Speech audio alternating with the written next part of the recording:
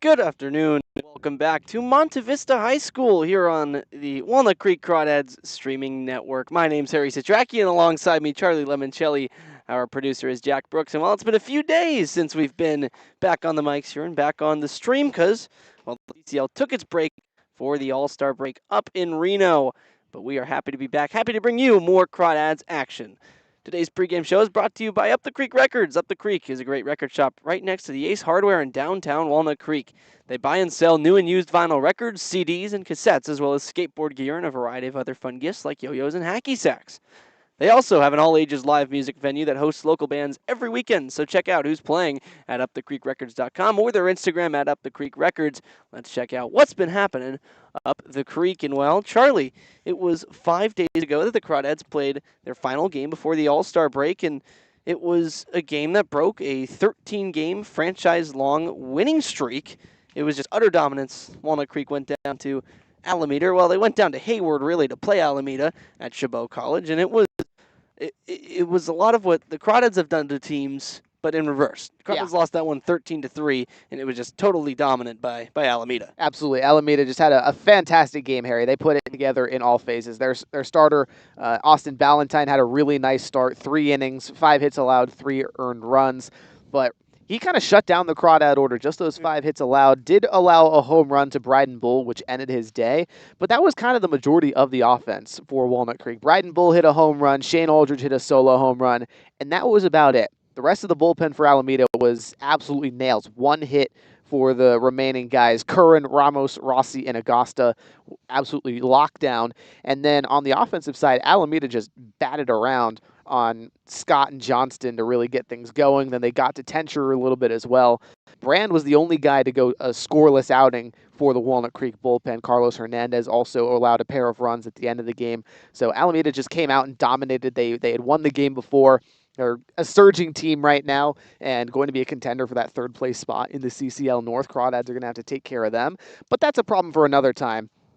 The bottom line is Alameda came out and they just played their best game. Walnut Creek, on the other hand, did not. They didn't look like the team we were used to seeing in that 13-game win streak. They didn't. Alameda really gave it to the Crawdads, who their pitching staff, which is very rare over the last couple of weeks, had a lot of struggles. Gave up, again, those 13 runs, and really no one had the right answer except for Miles Brand, who came in later in the game, went 1 2/3, gave up just a hit, no runs, 3 strikeouts.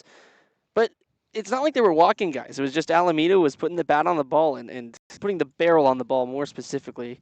13 runs, more runs than they had given up in the 4 games before that. Crawdads had given up just 11 total over the 4 games prior. So it was kind of unprecedented to end the streak, but in some way you'd have to think it's kind of nicely timed where you get a break to think about it. You know, you send 8 guys to the All-Star game in Reno. You got Riley Winchell, TJ Woodson, Bryden Bull, Ryan Ellis, Daniel Pulaski, Jeremy Jones, Hudson Abram, Paul Wheeler, all went out to Reno and played in the All-Star game, in which the North got kind of similar treatment by the CCL South. It was dominant, 11-3 victory for the South. But anyways, they're back to begin a new winning streak today, perhaps, Charlie, and no place to do it than at home. Absolutely not. So we'll take a quick break on the pregame show. We'll be back in just a few moments.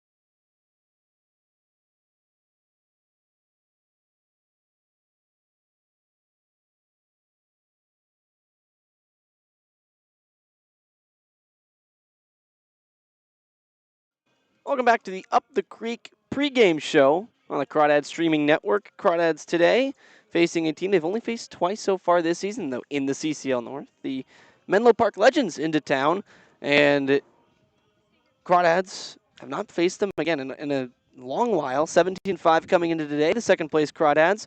In fifth place, the Legends at 8-13.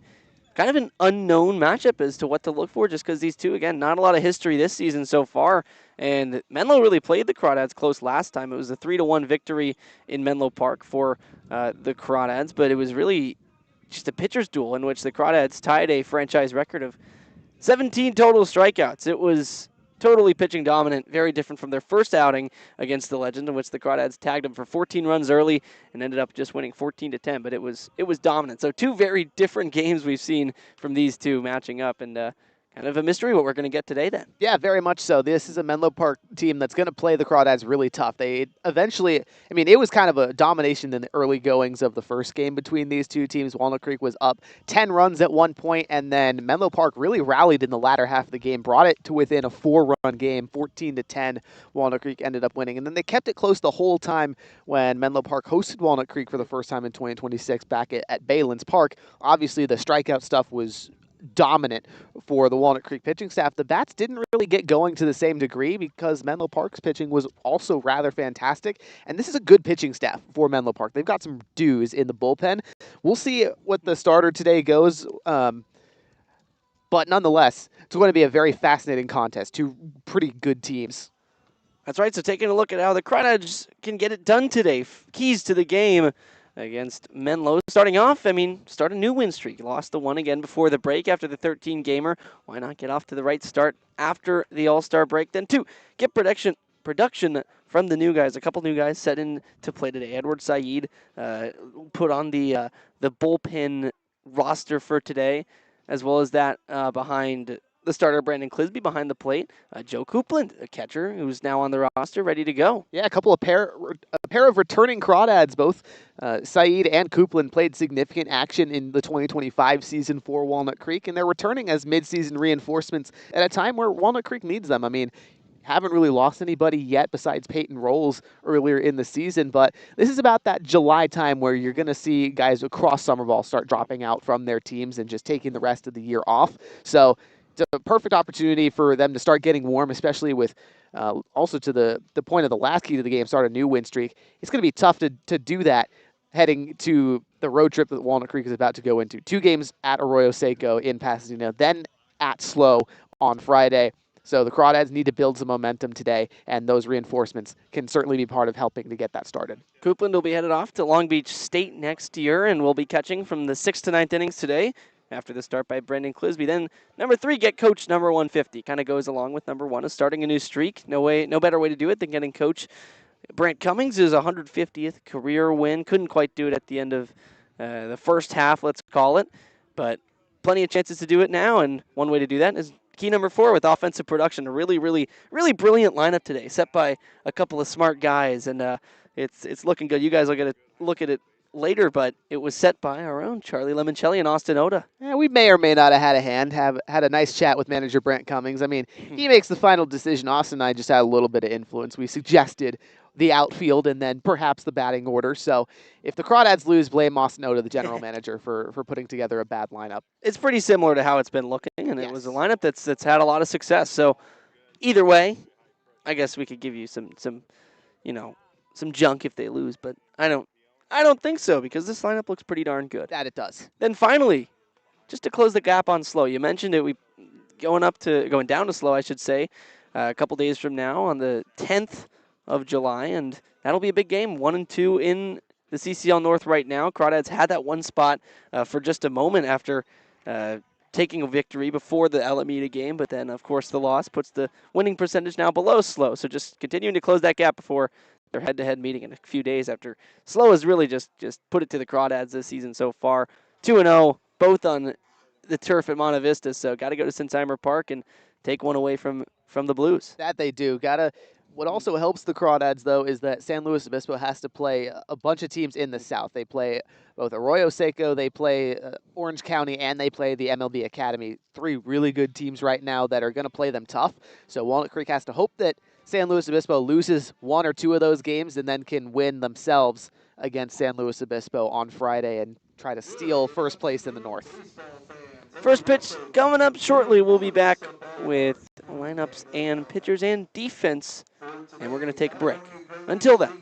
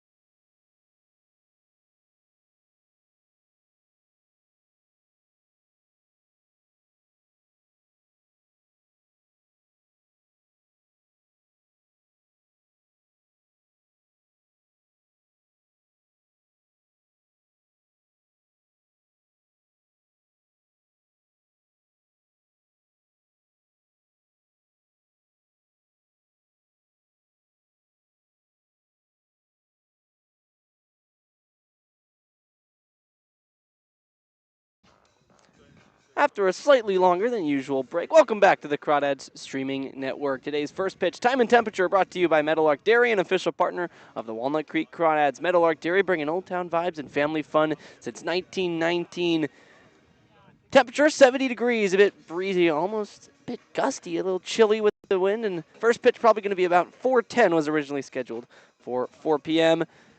Taking a look at today's starting pitcher matchup sponsored by Danville Chocolates, an official partner of the Walnut Creek Crawdads. For the Walnut Creek Crawdads, it's Kalani Hadagi making his fourth start of the summer and his fifth appearance. And, well, coming off of an outing that was the lone non-start against Sonoma on the 30th of June and was kind of the least effective outing of Kalani Hadagi's season so far in the summer. He went 2 innings, gave up 5 hits, 2 earned runs, and just 2 strikeouts. Usually a guy who's kind of around a strikeout an inning and was at that, so that was at least a positive to take away. But again, was a little bit of a struggle. But now being back on the starting side of things, could see him have a nice outing against the Menlo Park Legends. Crawdads defense behind Hadagi looks like this. Daniel Pulasic, Bryden Bull, Shane Aldridge from left to right in the outfield with TJ Woodson and Elijah Ramos on the left side of the infield.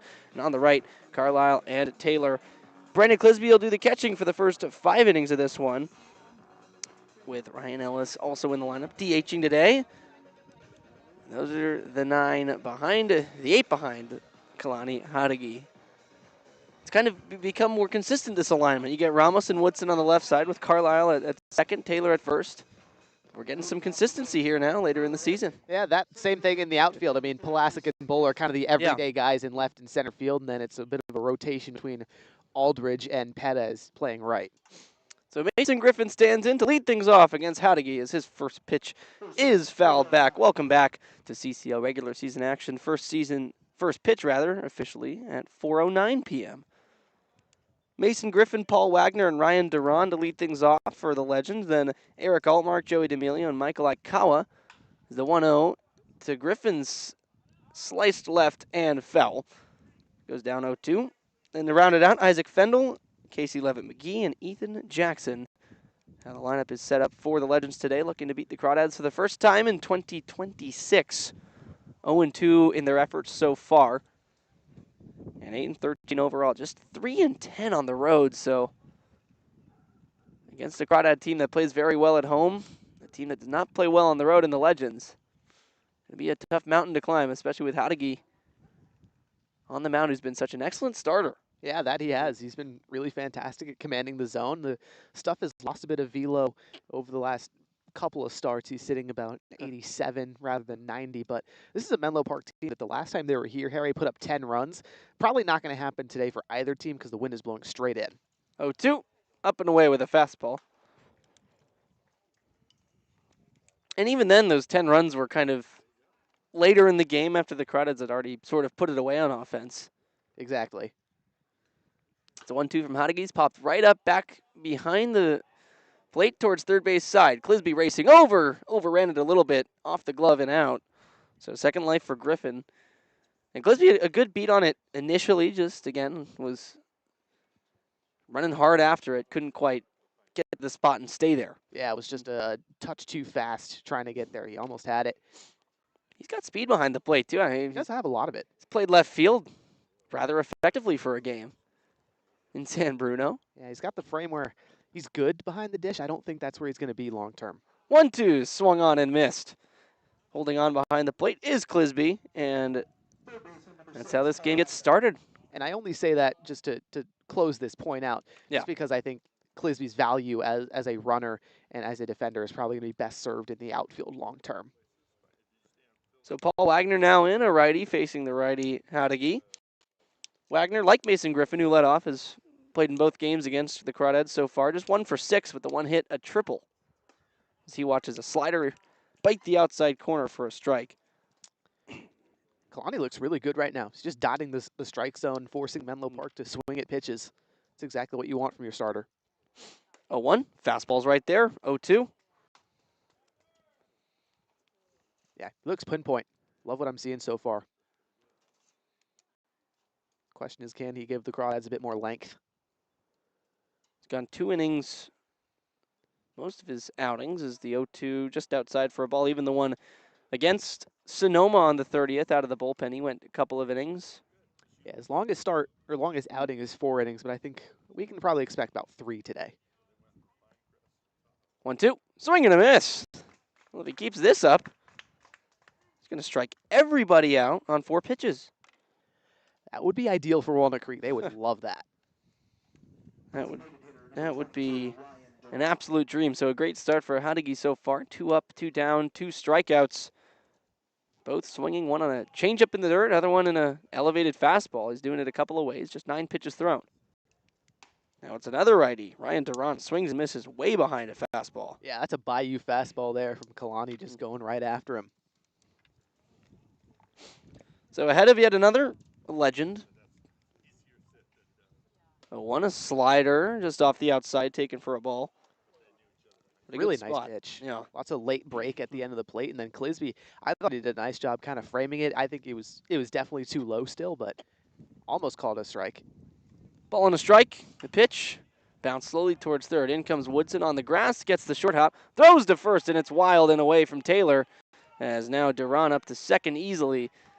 As it ball lands in that expansive foul ground over there, so it'll be an error on Woodson on the throw and keeps the inning alive. And they will award Duran the hit, so hit plus an error on the throw to allows Duran to get to second with 2 down. Yeah, so they say he'll beat it out at first, E5 by the All-Star TJ Woodson.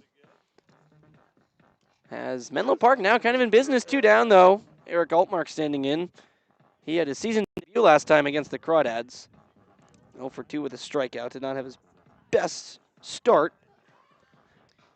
Indeed not, but did the job. But it's kind of turned it around. Of course, it's only 1 game. So far, 240 in the summer, though, slugging .400.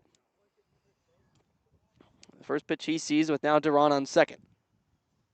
There's a fastball on the outside part of the plate called for a strike.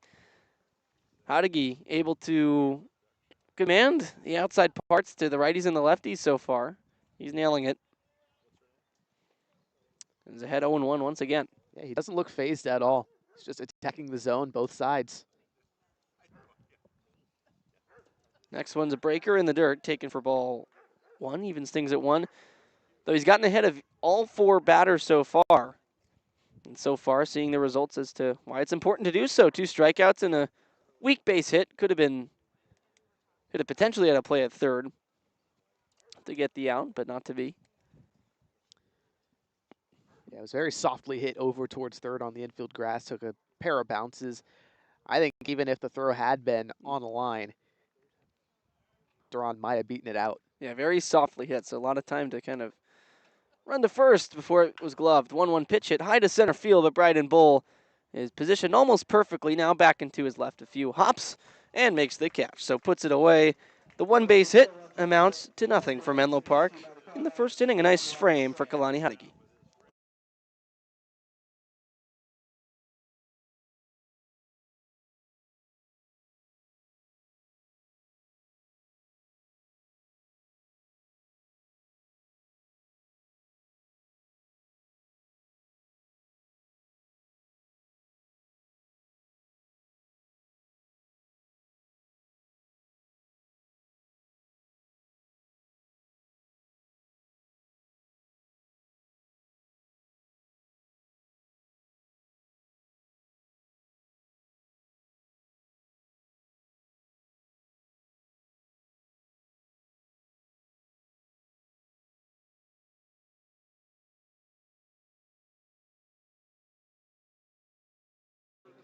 Bottom 1 coming up, and the starting pitcher matchup, once again, sponsored by Danville Chocolates, an official partner of the Walnut Creek Crawdads. On the Menlo Park side of things, it's a new guy. Yeah, Rohan Agarwal. Yeah, Rohan Agarwal in to pitch. The right-hander will face a Crawdads lineup that looks just like this. Daniel Pulasic, TJ Woodson, Ryan Ellis will lead it off in the first inning. They're the ones due up, with Elijah Ramos, Brian Bull, and Cam Taylor in the middle third of the order, with Brandon Clisby, Shane Aldridge, and Lucas Carlisle to finish it off. And it's always a bit of a mystery when you're facing a guy like this who hasn't pitched yet this summer. Maybe the scouting report isn't as thick as it would be against a guy who's thrown 10 times, 10 innings uh, in the summer. So it's a bit tricky, but Crawdads just have to kind of trust their offense the way it's been rolling so far and try and piece together base hits. Yeah, absolutely. Just got to keep it kind of simple. Get what you can, see what Agarwal's going to throw to you, and adapt from there. Lefty heavy order today for Walnut Creek, so you can at least try to capitalize on against a right-handed starter. 5 lefties in the lineup to just 4 righties for Walnut Creek. And they're very well arranged in the lineup, kind of spread out 1 through 9. As Daniel Pulasic leads things off. And he's the first one to face Agarwal, and his first pitch of the summer is a called strike. Defensively for Menlo Park, left to right in the outfield goes Levitt, McGee, Griffin, and D'Amelio. And the infield going Wagner, Altmark, Fendel, and Aikawa left to right with Ethan Jackson doing the catching. 0-1, Pulasic kind of reaches out and fouls it back. Agarwal's got a little bit of a kind of a rock step forward before he comes into the windup, kicks his leg up, and then comes home. It's a little bit of a different thing that the Crawdads haven't seen yet. Bit of a tricky cross step as Pulasic again fouls one towards third, giving chase Paul Wagner, but he'll watch it go out of play. Agarwal, 5'11", 180 right-hander from St. Peter's University from Los Altos, California. Only appeared in a couple of games for the Peacocks. As the 0-2 to Pulasic is in the dirt. 4 games pitched. Only went 3 innings, gave up 5 hits, 4 earned runs, 4 strikeouts to 8 walks. So had kind of command troubles early in the spring. Though now a chance to perhaps get some more reps here in summer. Yeah, that's the goal. Just try to eat some innings, figure everything out. 1-2 from the cross-stepping right-hander is outside. 2 balls, 2 strikes. It is a bit of a, totally different delivery. Yeah, something Crawdads haven't seen it this year. We saw it a little bit last year with Diego Menevar, also a Menlo Park legend. 2-2 breaking ball, backs up outside, 3-2.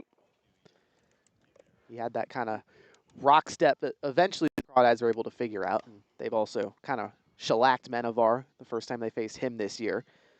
Looking to do the same against Agarwal.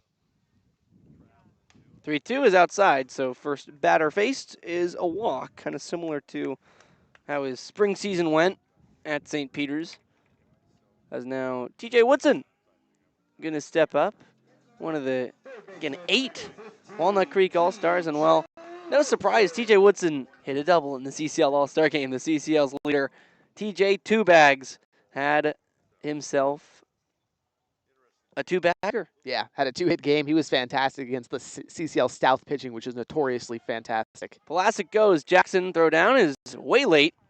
Pulasic in easily as the pitch was down low, taken for a ball. Pulasic steals a base after getting on number 75 in the season for the Crawdads as they chase 80.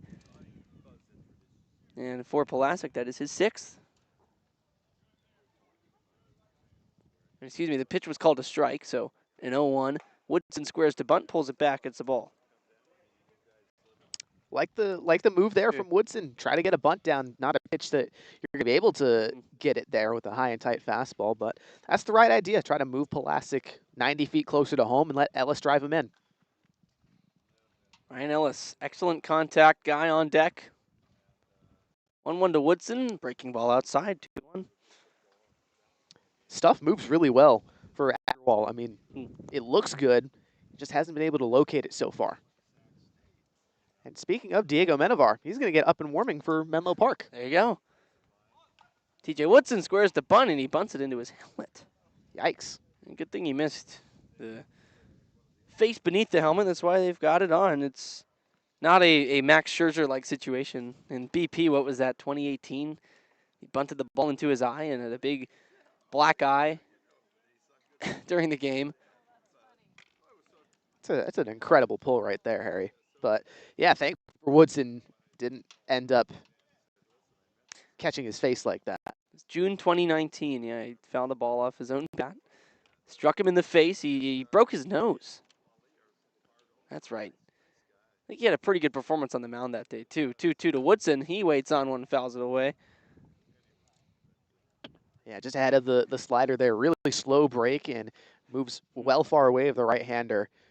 Woodson's just a little too jumpy on it. You're going to have to wait and see that one into the bat a little bit longer next time. Still able to fight it off and stay alive in a 2-2 count with a run scoring opportunity. Velasic on second. Nobody out. For TJ, 2 bags. 2-2. Breaking ball in the dirt.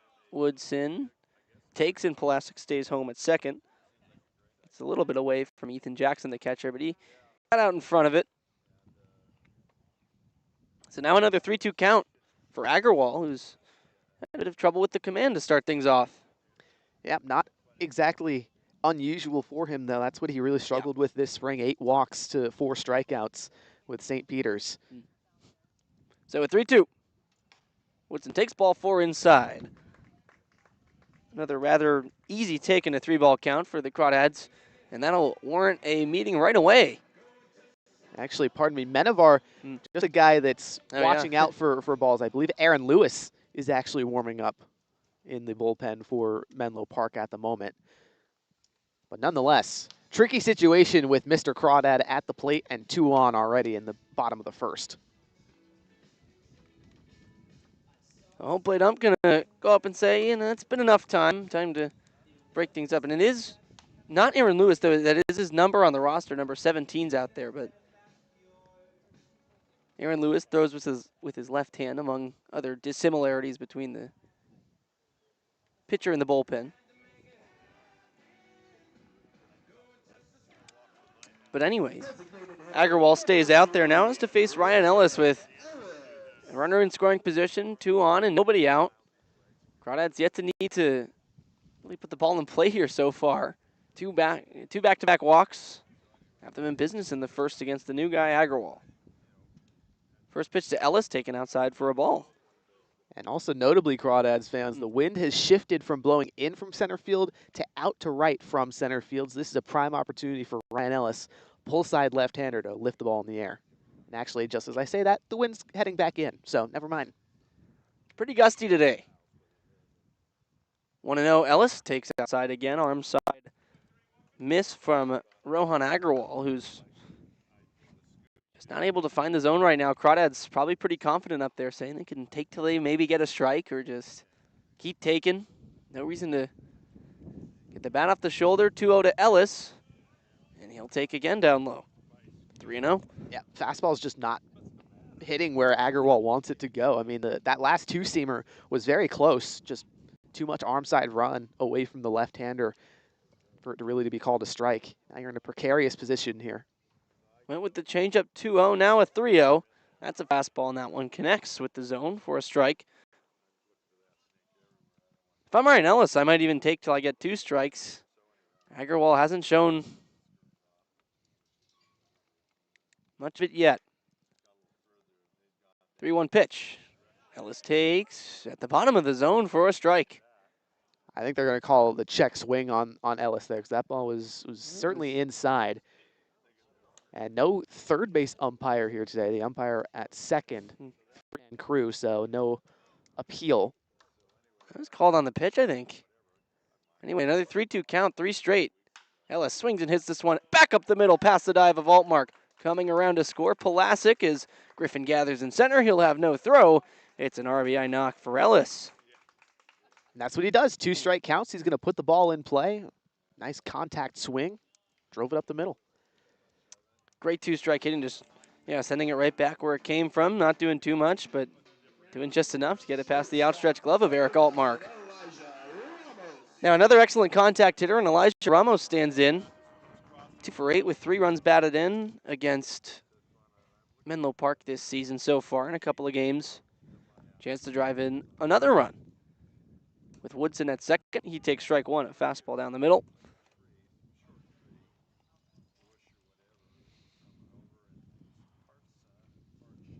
Ramos, .212 hitter on the season so far. As the 0-1 tails inside for a ball, though. A guy that's not really, even when he is getting out, it's going to be a ball in play. Doesn't really walk a whole lot, but also doesn't strike out.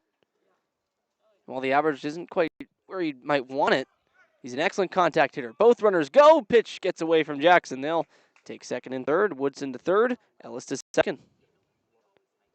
Yeah, I think both runners would have been safe with Yeah. stolen bases, even if Jackson had the throw off, but the ball just kind of popped out of his glove.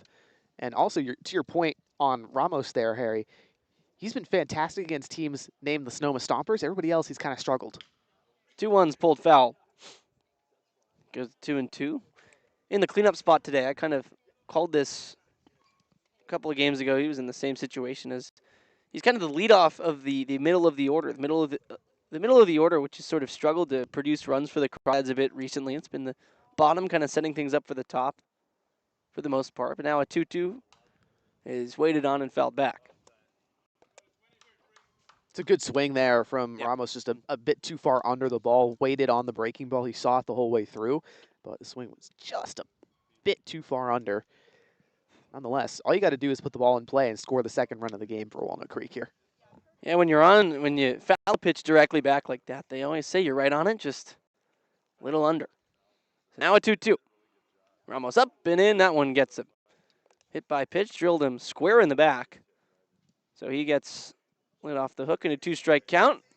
Loads the bases for Bryden Bull, and that's going to do it for Rohan Agarwal, who doesn't even record it out. Gives up a run after the leadoff hit, or the leadoff walks for Pulaski and Woodson. Ryan Ellis drove him in with a single up the middle.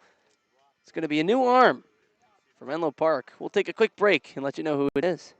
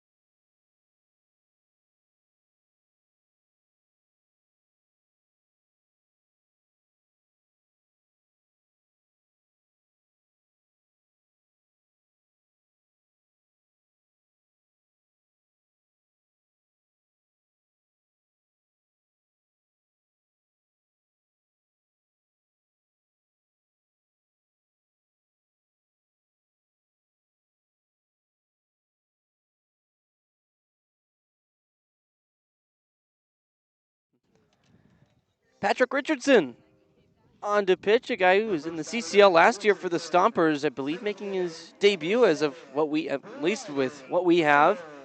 Yeah, making his debut for Menlo Park. Yeah, pitched with the Stompers last year. Spent 2 years at Umpqua Community College in Oregon, but it's not pitched in spring since 2024. He faces Bryden Bull, and the first pitch hits Bull. That's an RBI. All right. Well, Bull will take that, but if you're Bryden at the same time, you want a chance to swing with the bases loaded and no one out. Instead, you get drilled by a fastball. Like, come on, man.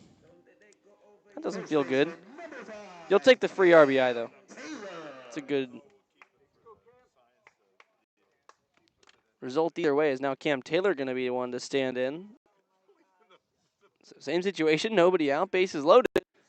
After one run's already in for the new pitcher, pitches up and into Taylor, takes for a ball. And another big lefty at the plate with a whole lot of power. Got to be imagining Cam Taylor is looking for a pitch to drive deep to right field. 1-0. Fastball looked pretty good. Called a ball. 2-0. Richardson just missing the zone. Yet to be in the zone for his first 3 pitches. 19 pitches thrown for Agarwal. 2-0 to Taylor, lands in there for a strike. Yeah, finally ends up finding the zone somehow. But Taylor certainly ahead.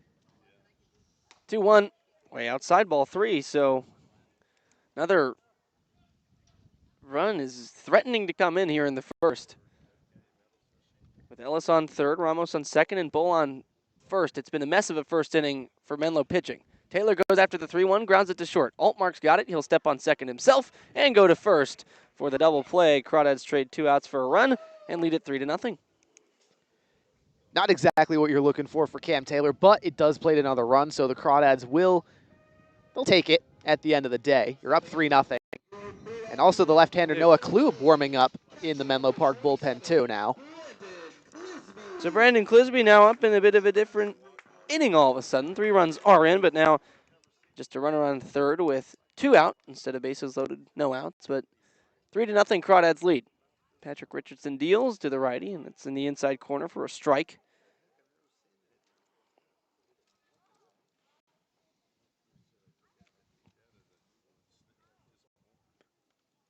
0-1 to Clisby. Fastball on the outside part of the plate for strike 2. That's how you go east to west there. If you're the pitcher, Richardson, inside corner, outer part of the zone. Clisby kind of doesn't know where it's going now. 0-2, it's up, and he fouls it back. Good elevated fastball after those 2. I guess that's your answer, right? You go east-west, set the target out, unknown where it's going to go, but instead try high-middle. After you see something on the outer edge and the inner edge, middle of the plate starts to look better.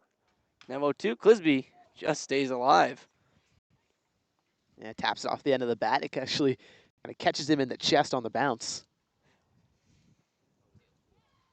That just shows you just how far outside that pitch was. Yeah. The fact that Richardson's even getting a bite on that. It is 2 strikes. You want to protect if you're Clisby, but that's a pitch won by Patrick Richardson. Only 1 hit for the Crawdads. The 3 runs are in. There's a ball outside and low. 2 walks, 2 hits by pitch. Line keeps on moving. Crawdads have been like a conveyor belt scoring runs. 1-2 to Clisby. Back up the middle for a base hit. Kind of off the end of the bat. Didn't get all of it. Ramos trots in. And it's a 4-0 Crawdad lead. Nice 2-strike hitting from Clisby. Absolutely. Much like the Ryan Ellis at bat, that's exactly what you want to do. Hit a fastball right where it came from on the mound, on the ground, and Altmark, a guy that has really good defense over there at short, just couldn't range far enough. That ball was hit too hard. It was, a little bit too hard to the perfect spot. Didn't get all of it at all, but kind of off the end of the bat, just poked it where they weren't. And Clisby's going to run. We talked about his speed. Aldridge swings through and actually tipped it into the gloves. So since it was caught by Jackson, it still will allow Clisby to be on second with the stolen base. Had that hit the dirt, though, he'd have to go back. 0-1. Richardson looks back at Clisby at second. Now comes home. Aldridge takes inside. Aldridge is a guy who's made some tweaks to his swing last week, was with manager Brent Cummings kind of in the batting cages on Monday, just figuring things out, and it led to some success against Alameda, hit his first homer of the season. Love to get another hit here. 1-1's back up the middle into left center field on a hard line. Clisby's going to walk backwards home, and Aldridge is standing up at first with an RBI knock. That's exactly how you do it. Line drive the other way into the left center gap. It's a really beautiful swing from Shane Aldridge. He's turning a corner right now and becoming the player Crawdads thought he was going to be after a monster year with the Menlo College Oaks. It just shows not every hit is built the same. Clisby just kind of beat the Menlo defense up the middle, slowly hit last batter, and Shane Aldridge smoked that ball. Now it's Lucas Carlisle taking ball 1 outside. Crawdads' 9th batter to come up this inning. And I will say, Clisby didn't actually walk backwards home, but he could have if he wanted to. Exactly. He was in there by a mile. Up high above the letters to Carlisle. It's 2-0. Be pretty cool, though. See him exercise his dexterity. Yeah, it would have been a little too excessive, especially bottom of the first. I agree. Manager Brent Cummings would not have been happy about it. I can guarantee you We that. wouldn't see much more Brandon Clisby in this game. Correct. Joe Coupland would no doubt be taken over. Yeah. 2-0 to Carlisle, who homered last time he's here. He takes strike one. Yeah, how about Lucas Carlisle showing some of that pull side pop last time? That was really well hit ball against the Sonoma Stompers, and he's had a very nice couple of games for Walnut Creek. 2-1 and a big rip. Just a small contact goes to 2-2. He's really been great, and it's again a tribute and a compliment to how well the bottom of the order is done to set up the top. He's kind of the ringleader for that. 2-2 now is launched into center on a low line. It gets down for a knock. Rounding second, going to third is Aldred. He'll use his speed to dive in there. Going first to third with 2 outs. Nice base running, and the Crawdads have officially batted around. That they have. And at the moment, this is Richards' inning, but now Klub heading back out to the Menlo Park bullpen. He sat down once it got to 2 outs. And you give Palasic a chance to get some RBIs, he's probably going to do it. So Palasic began this inning with a walk, came around to score after stealing second base. And some more walks, and also a base hit by Ryan Ellis. Now up for the second time already in a 5-0 ball game. Carlisle looks like he wants to go, and he will at first. Pitch taken for a strike. Throw goes all the way down, and it hits off Carlisle. Now kicks into shallow left. Coming in to score, Aldridge. Carlisle to third in the nightmare inning for the Legends. Just keeps getting worse. Yeah, they can't get out of their own way. In kickball, that's an out at second. He pegged Carlisle with the throw. But not in baseball. Baseball, that's an extra 90 feet and a run. Yeah, that throw was just well offline. Just jumped out of Jackson's hand too early. Now Palasic 0-1 with Carlisle on third, takes outside. Even if that ball had not hit Carlisle, it was a wild throw. It would have scored the run, I think, from third. Yeah, definitely had a chance. So it goes stolen base E2. His next pitch is fouled away by Palasic. Goes to 1-2. Not often you lead off a game, hit again in the first inning against a new pitcher.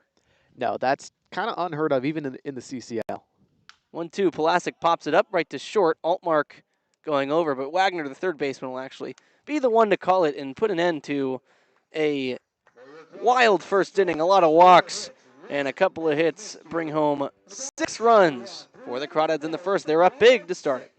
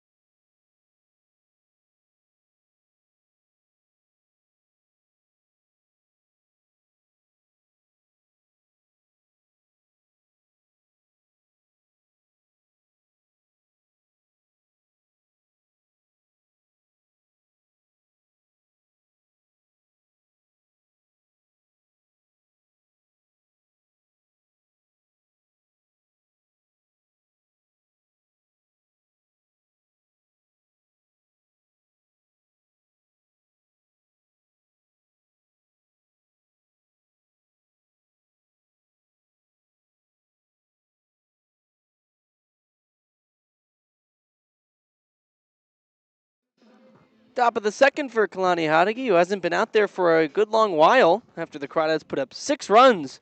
This game started at 4:09. It's already 4:42.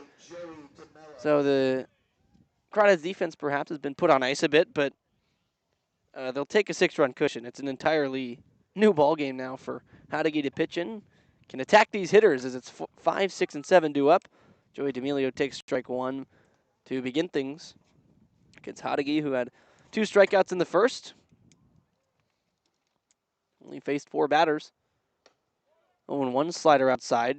Clisby tried to bring it back, but it's the right call. Yeah. Nice bite, though, from Hadagi. Good pitch on the outer third.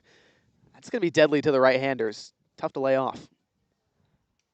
1-1 to D'Amelio, and he doesn't lay off at that one, and maybe you should have heeded your advice. Yeah, it just goes right back to the well. Gets the right result this time if you're Kalani at least.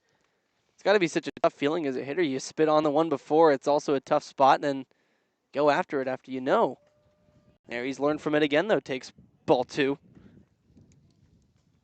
You know you're telling yourself, don't swing, and then you still do it anyways. Just happens. It's baseball. Hitting a baseball is the hardest thing to do in sports. So. Correct.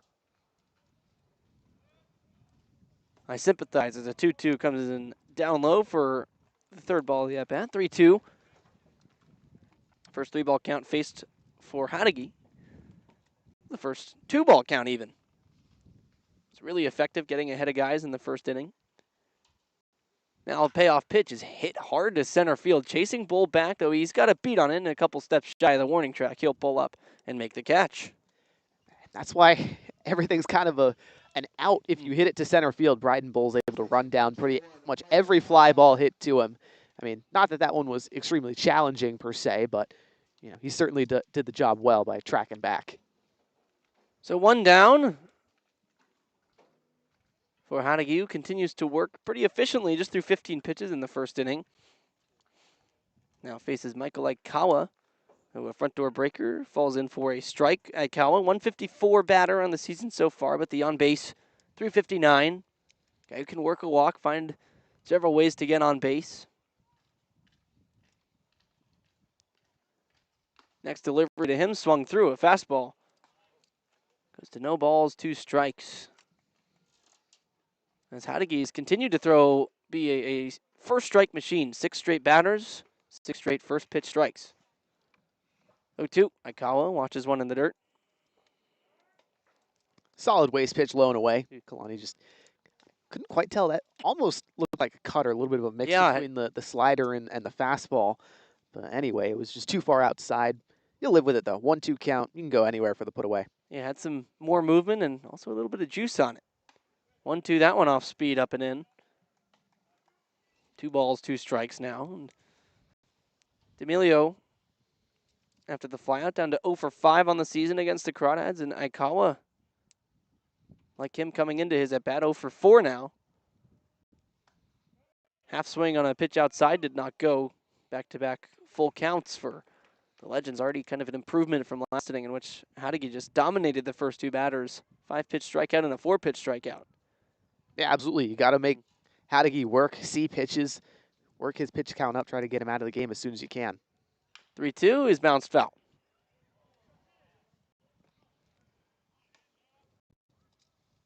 Hadagi's so far been excellent in these 2 strike counts, just attacking the zone. And again, when you have a 6-run lead, it makes it a little bit easier to just fire everything towards the glove of Clisby. You have a lot more confidence.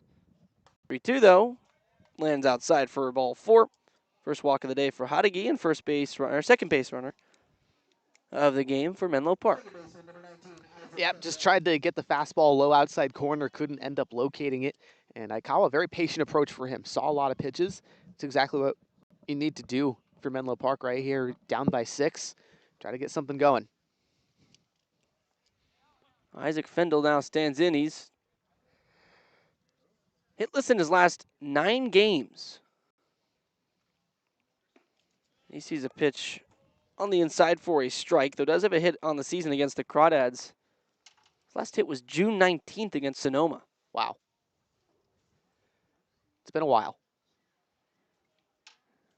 0 for his last 15.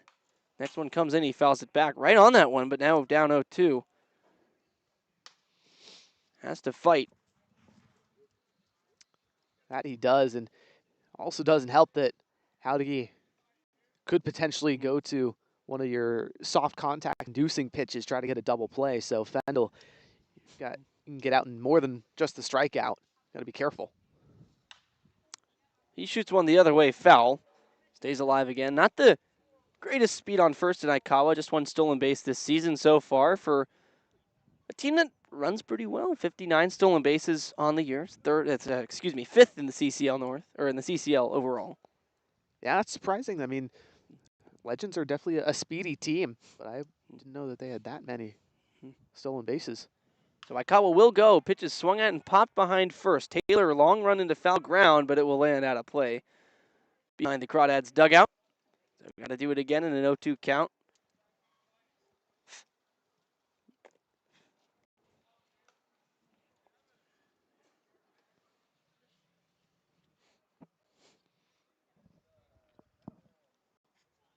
A lot of 0-2, 1-2 counts early for Hadagi.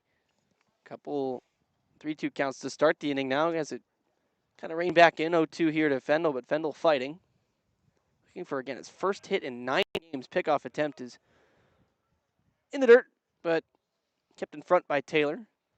So he'll slowly walk over to toss it back to Hadagi.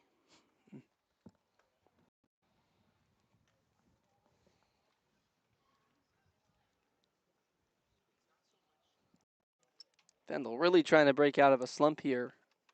The guy on first trying to get anything going for the Legends. 0-2. Tips it out of the glove of Clisby for a foul ball. So stays alive. He's really showing fight. He's been down 0-2, but been in swing mode a bit ever since going down 0-2. It's kind of just throwing the bat out at everything Kalani has thrown. Yeah, doing a really nice job. Fendel is staying alive, putting the ball in play somehow. Might get rewarded here. 0-2. Breaking ball just outside, 1-2 now. Fendel trying to work it back. He's trying to piece together an excellent at-bat here, trying to make it a marathon. And he's got a very good eye. I mean, the discipline on that pitch was fantastic. That's a pitch that his other teammates would have already swung at. In the 0-for-15 stretch, has only struck out 3 times, but has only walked twice. Runner goes again, and Fendel shoots it down the right field side, foul. So once again stays alive. This has been quite the battle. Yeah, that it has. Fendel refuses to quit. Hadagi really having to work to try and get one out here, especially with a runner on. It's certainly not the easiest thing to do, but this is totally his inning at the moment. Getting only 15 pitches in the first. He's thrown about as many as that in this at-bat alone. Another 1-2 bounces in front of the plate, taken for ball 2. Good job, Clisby, getting on top of it, forcing Aikawa to stay at first. It's like watching a tennis match or a volleyball match, or just one team maybe goes behind and starts to go on a bit of a run and starts to work back. What may seem like a big lead on the scoreboard. Back and forth, back and forth. 2-2 from Hadagi is in the dirt, outside. Clisby backs pick to the runner at first. It gets away from Taylor under the glove, and Aikawa will have a gift of second base. He's in there on the 2.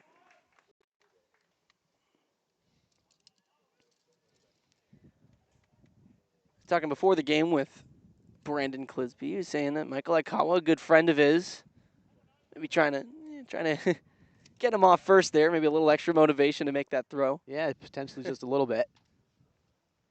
Next delivery, slap towards the middle, incoming from short. Ramos, he gets up with it and goes to first for the out. Runner will go to third on the play, but the 6-3 retires Fendel after a long at-bat.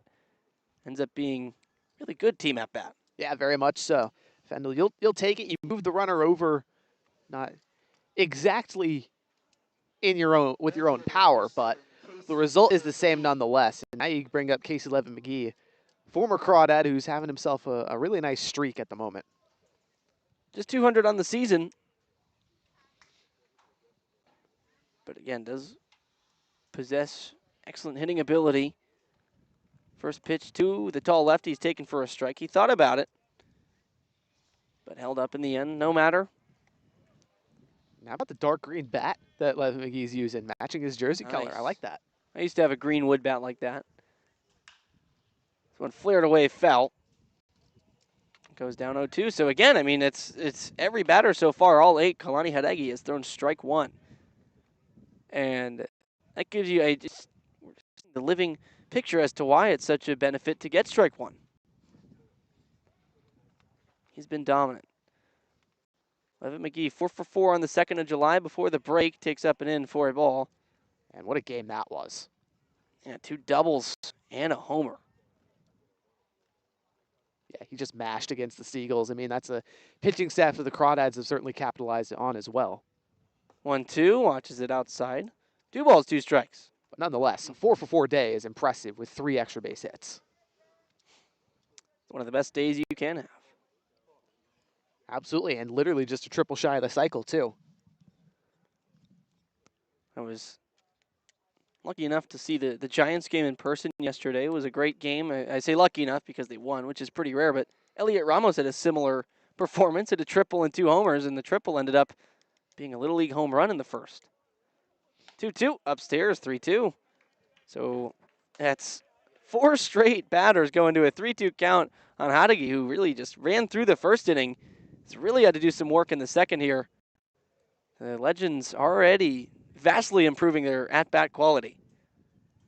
Now 3-2 with their first run 90 feet away, and this one's fouled away. Yeah, this is a Legends team that's going to claw back. They make adjustments really well here in the CCL North, and especially when the pitching's not on, the bats are going to have to pick up the work, and if they keep making adjustments like this, they're certainly going to give themselves chances to eat into the deficit and bring this one close. Ethan Jackson on deck. Should Levitt McGee reach, he pulls it on the ground to first. Taylor's got it off the floor, and he'll take it himself to first and end the inning. So 4 straight. Marathon, 3-2 counts, but Hadagi wins 3 out of 4 of them.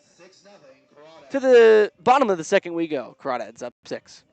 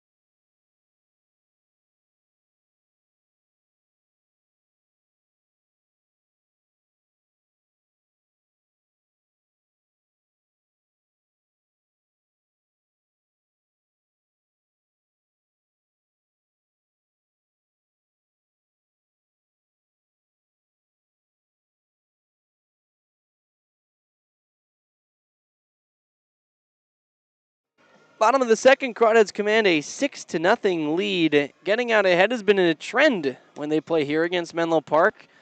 Last time, also put up a crooked number in the first inning when they played here at Monte Vista. 3 runs in that one. They'd say double that and give it to the next person, and scored 6 in the bottom of the first. Now 9 total combined runs against Menlo Park in games at Monte Vista in the first inning. That's, again, I mean, we talk about Kalani Hadagi getting ahead early in counts, throwing strike 1. For the Crawdads, it's kind of the same thing. Getting ahead early on the scoreboard. It always helps. Yeah. Patrick Richardson remains in the game as TJ Woodson takes ball 1 down low and outside, so goes to 1-0. But when you get both of those at once, it just totally feeds confidence into a team and just feels like everyone's firing on all cylinders. Yeah, and that's the feeling you need to have, especially with 3 tough road games coming up 3 days for Walnut Creek. Got to be playing and firing on all cylinders, feeling good. 1-0 to Woodson. Front door slider lands in there for a strike.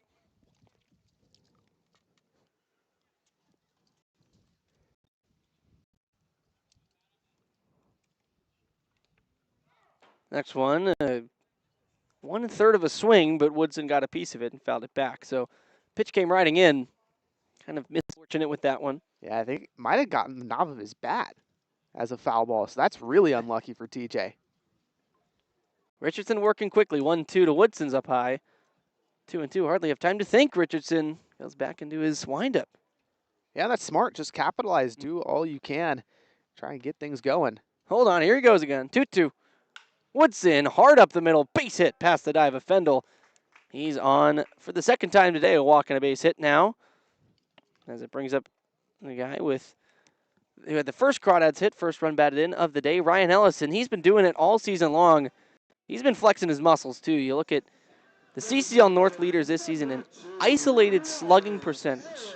Ryan Ellis chasing only Oliver Hogan of the Menlo Park Legends, and well, Ellis has just been absolutely destroying the baseball. And you see 3 Crawdads on that list too. First pitch to Ellis, bounces in for a ball, but so much power. Absolutely, and that's a stat where 250 is considered elite, so Ryan Ellis is above elite. Hogan, to his credit, although he's not playing today, he's having himself a massive season in terms of power, but Moss and Bull not too far behind that elite level at about 225 each. So lots of sluggers on this Crawdad team, but you folks already know that. This is a team that mashes. And isolated slugging takes slugging percentage and subtracts batting average from that, so it leaves you basically, I like to kind of call it extra base hit percentage, sort of how I think about it. Runner goes from first pitch taken outside for a ball. Throw is way wide. This time, though, Altmark thankfully gets a glove on it, keeps it in front of him. So 2-0 with Woodson grabbing his second stolen base of the game. Yeah, 8 on the season now for Woody. He's working up towards the team lead. 13 currently the mark to lead them all. Kevin Parker. I mean, Peyton Rolls is still second on that list with 12. Yeah, which is just absurd. He hasn't played in, 2 weeks? Yes, just about. 2 weeks of games, more specifically. Yeah, exactly. Peyton, if you're listening, we miss you. We do.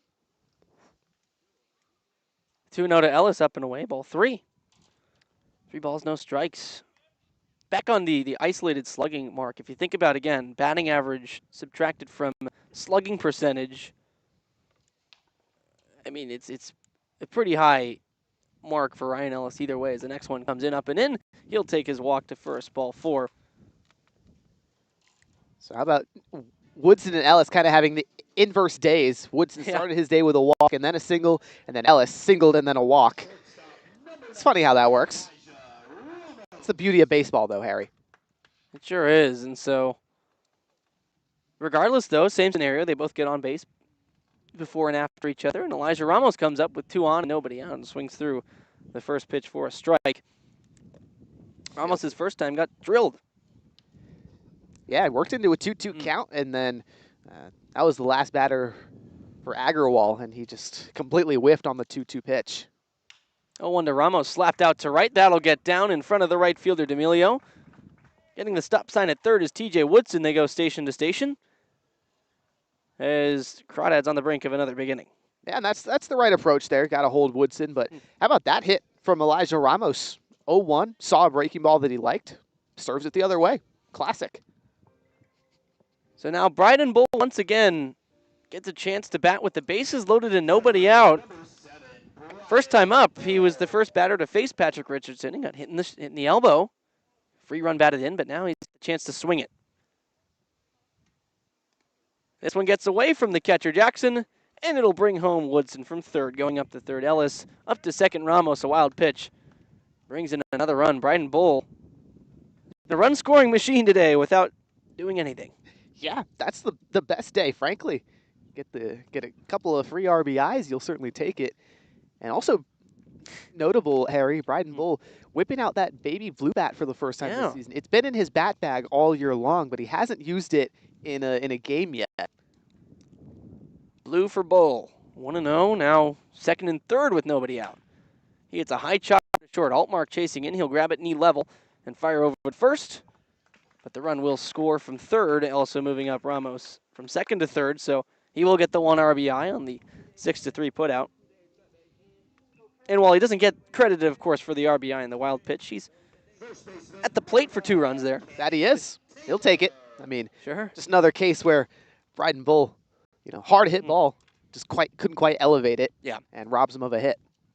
That's how it gets so high up on the second bounce there, is because he just hits it straight down with a lot of velocities. It's Cam Taylor in taking ball 1. 8-0, the Crawdads lead after bringing home 2 already in this inning with another one at third.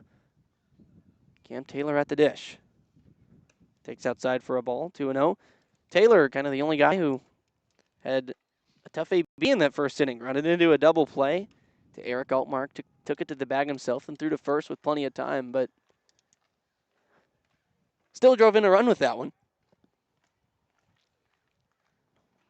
2-0 to Taylor now. He goes high to left field. Tagging up at third is Ramos, though coming in shallow. It's going to drop in front of Levitt McGee.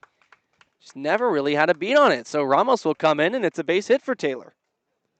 Yeah, that's just one of those in the Monte Vista Sun that you have a bit of trouble reading. And Levitt McGee played a lot of left field here last year for Walnut Creek, so a little bit surprised he wasn't able to get the read. But that's a tough play. Just kind of the ball hangs up really high in the air and doesn't go out as far as you're expecting it. I think he was just deeper than I expected because I thought he had a beat on it, but just pulled up way short of it. Maybe didn't have the greatest read off the bat, but anyways, Taylor's at first. Clisby's at the plate. 3 runs in the inning. 9-0. Crawdads lead as this one up and into Clisby takes ball 1. Still only 1 out. You got to imagine Klube might be coming in, who's back in the bullpen for Menlo Park, especially with Aldridge, a left-hander on deck.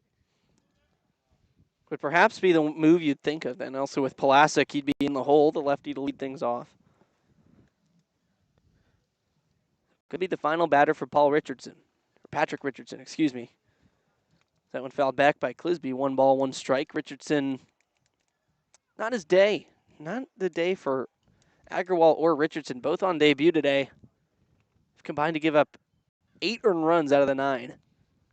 Just retiring 4 outs so far. Yeah, just a tough day to debut if you're a Menlo Park Legend pitcher. Bottom line, Crawdad order is so potent. Talked about one of the keys today being the Crawdads' new guys to make an impression, and maybe they have a chance to kind of respond to the lack of impression made by the Legends ones. As this is shot into right, that'll be down in front of D'Amelio. Going first to third is Taylor. He'll be in there standing up. Line continues to move for the Crawdads, who are just pummeling the baseball today. That they are. And how about Brandon Clisby? 2 for 2 with a pair of singles, flashing the contact tool. And I mean, that's the primary thing for Brandon Clisby besides the defense behind home plate. Really like what I'm seeing out of him today. First Crawdad with 2 hits on the day, Brandon Clisby. Shane Aldridge now in. He had 1 in the first, drove in a run. And he takes a ball up and away, so immediately getting ahead. Crawdads, 8 hits, all 8 singles. And of the 6 batters that Richardson has faced, 5 first pitch balls in this inning. Complete inverse of Hadagi so far. 1-0 to Aldridge. Hit out to left, it'll tail foul towards the bullpen of the Legends. Bullpen catcher avoiding action, getting out of the way. And Nick Madrigal out there, who's set to come in later in this game, just has to avoid that fly ball. Kind of landed about 10 feet from where he was, so smart to just get up and make sure you're out of the way, even though you're wearing the catcher's helmet. Give a chance to Paul Wagner to make a play over there, too. Just get out of his way at third. 1-1 to Aldridge. To the backstop. Cam Taylor trots on home. He's in. Another wild pitch scored run. The ball has still not been tracked down. Jackson ran a mile to get to that one. It kicked away from him on the inside part of the plate, then kicked off the expansive backstop and almost all the way over to the Legends dugout, though only 90 feet taken by Clisby. He stands at second now. Yeah, it would have been tough to take third. I mean, Jackson would have been 45 feet from the bag. You can laser beam Clisby from there. Even I don't care how much speed you have, even if you're exactly. You were saying he runs well, but maybe not. 2-1's fouled away. Maybe not. I'm trying to think of a comparison. I think nobody runs fast enough to make that kind of play. Yeah, Ichiro, that's who came into my mind first. Sure, that works. He would have been able to get the third. Potentially.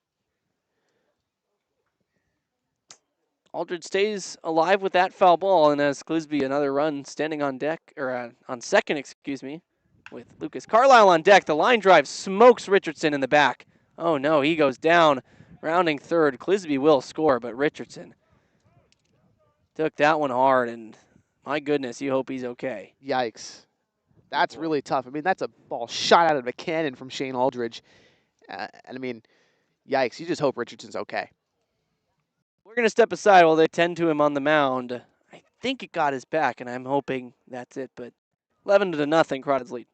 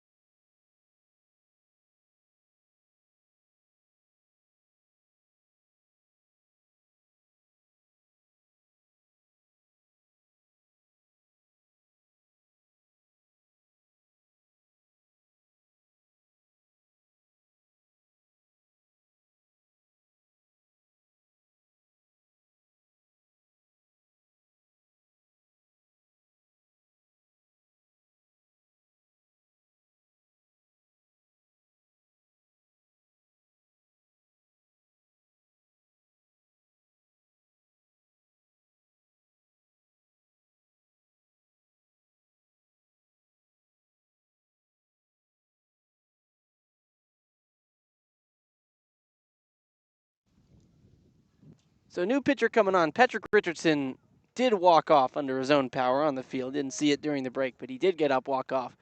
He's okay enough, but coming in to pitch now is Noah Klube, I think, obviously. Understandable to come out of that one. Yeah, and I think Klube was coming in after Yeah. that at bat regardless, but, good to see Richardson get up, walk off under his own power. Seems to be good. Did take a bit of a slow walk, but, Yeah.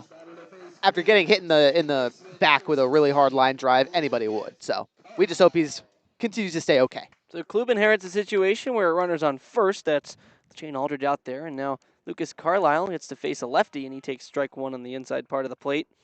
To begin his at-bat, had a single last time, but was stranded on third to end the first. As Klube is in for the seventh time, an ERA over 20. 10 earned runs in 4 1/3. As a slow breaking ball, can't quite get the outside corner. It's taken for ball one. 11-0. The Crawdads lead. 6 runs in the first, 5 in the second so far. With only one down, though Klube, one pitch could get him out of it. Another slow breaking ball hit through the left side for a base hit. Through the 5-6 hole, and Carlisle's got 2 base hits, joins Clisby and Aldridge in the 2-hit club.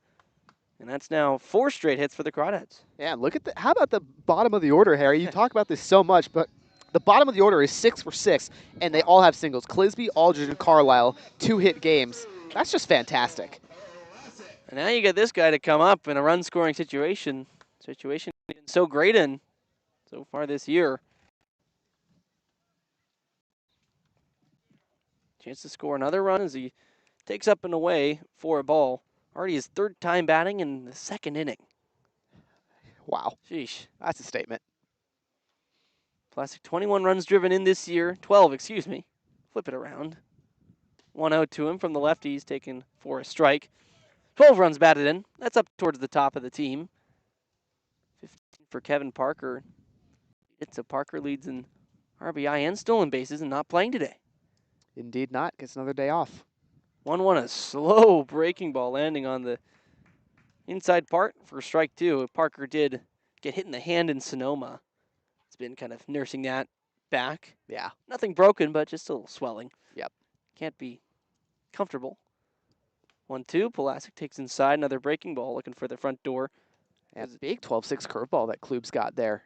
I mean, the second to last one was just beautiful. Dropped in the bottom of the zone. That one too far inside, but it's a good put-away pitch. 2-2. Fastball outside. Not a lot of velocity from the delivery of Klub, but he can spin it. As you see, he goes to that curveball pretty often. That's what you got to do to make up for the fact of, or to make up for the lack of velocity. It's now a 3-2 to Pulaski. He shoots the foul.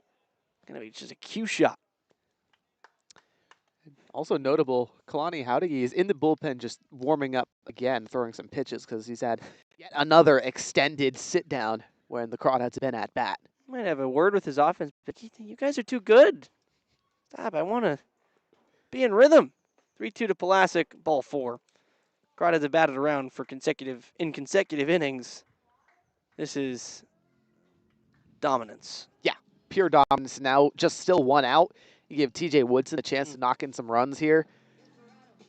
I might need another page in my scorebook coming. Oh, yeah, me too. We are through just 1 1/3 of offensive innings, and I'm in the 4th inning.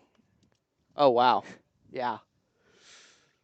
Woodson stands in, takes inside for a ball. I was considering putting this inning just under the 2nd inning after the last out of the 1st because Pulaski, the leadoff man, made the last one, but I was thinking they might bat around again, and that would cause all kinds of problems. So here we are. I just tried to leave space to do 2 at-bats an inning. Woodson hits one out to right, over the right fielder D'Amelio. He's got it, but tagging up and scoring from 3rd, that's Aldridge. He's in. As well as that, Carlisle moves from 2nd to 3rd on the flyout. So sac fly to right, 12-0, and the Crawdads match their total from the 1st and score 6 here in the 2nd so far. Yeah, just offense continues to happen for Walnut Creek. They're doing their jobs. 2 outs, runners on the corners for Ellis. Another chance to add on even more. 12-0 lead is just brutal after 1 2/3. Runners on the corners for Mr. Crawdad takes a strike. The breaking ball hits the outer part of the plate. That officially closes the book on Patrick Richardson, who had a debut to forget. 1 1/3, 8 hits, 8 runs, 7 earned. Wow. Slow breaking ball to Ellis. He tried to hit it to, well, the Walnut Creek from Danville. Yeah, he tried to get all of it. And I mean, I don't blame him. He already has 1 RBI today. He's now 3 short of tying Ryan Brome's career Walnut Creek RBI record. He wants more. Yeah, Homer would tie that record. 0-2. Slow breaker waits on it this time and fouls it back. He's taking mighty hacks. And you might as well. Yeah, 12-0. Just rip it. Well, exactly. That's how I'd put it. I mean, who cares about the season stats at this point? You know Ryan Ellis is going to produce, so you're not too concerned about what your batting average looks like. 0-2 is spiked 5 feet ahead of the plate for a ball. Ellis trying to increase that isolated slugging percentage, trying to catch. That he is. Yeah, trying to catch Hogan. That and also trying to tie Bryden Bull in 1st and Crawdad homers. And the CCL North lead also at 4. 1-2 now. Ellis waits on it, fouls it away. Staying alive with Pulaski on 1st. Carlisle on third. 6 runs in for Walnut Creek this inning already. Yeah, just brutal for Menlo Park. It's not a whole lot you can do. Just try to get outs any way possible here if you're Klub. 1-2 from Klub. A lot of looks to first. Now comes home and fires a curveball sweeping outside. 2 balls, 2 strikes. Fireworks for the Crawdads offense so far.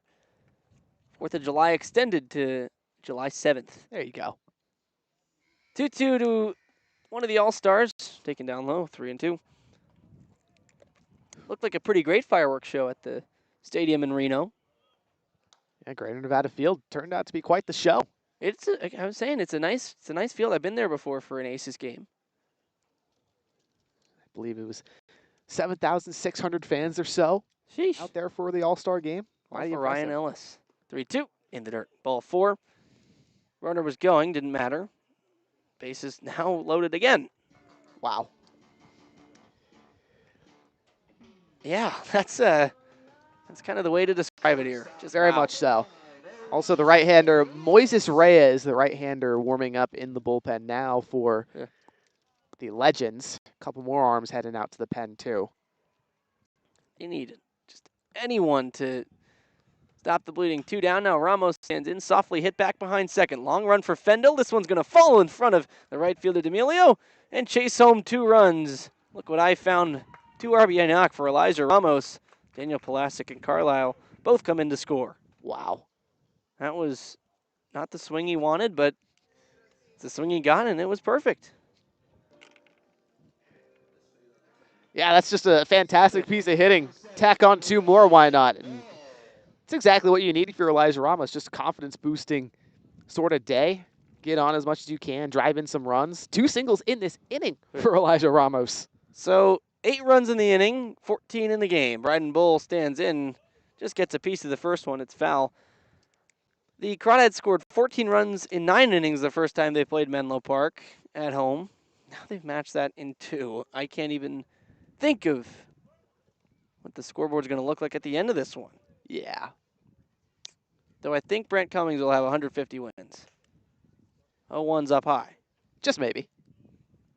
Feeling pretty confident over there. At third base. You know, he knows anything can happen in baseball. 1-1. Bull shoots it towards the middle. Sliding stop. Fendel. He'll go the short way to second. And after 14 batters, 13 batters come to hit. The Crawdads score 8 runs and lead it 14-0. It's just the 3rd inning coming up.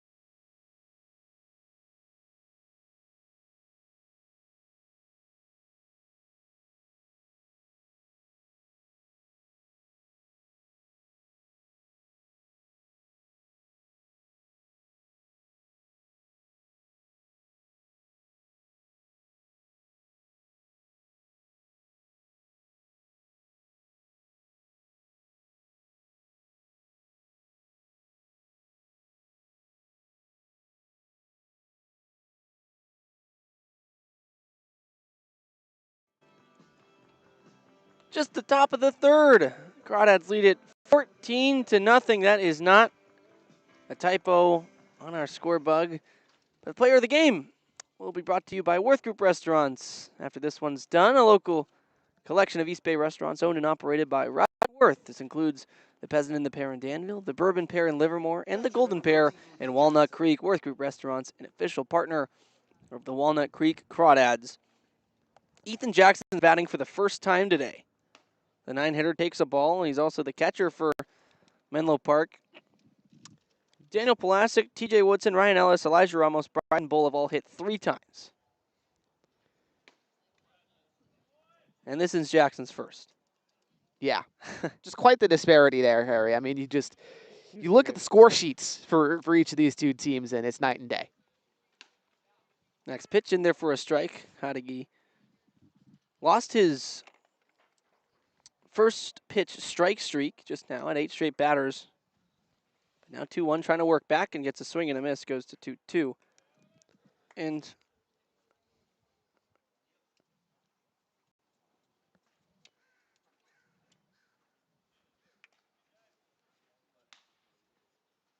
now goes 2-2. Breaking ball in the dirt, goes to 3-2. 4th full count that Howdigi has now worked into. He's throwing a lot of pitches, up at 44 now. Full count in the dirt, ball 4. Jackson will work the walk. He's on first.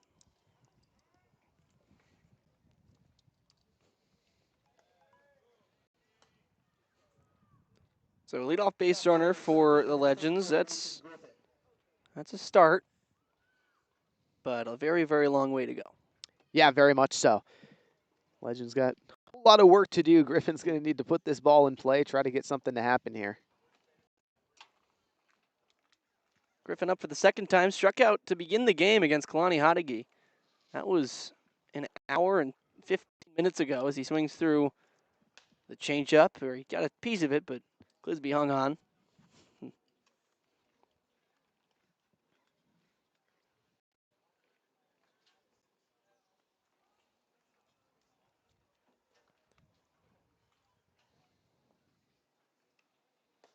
Next pitch, a fastball.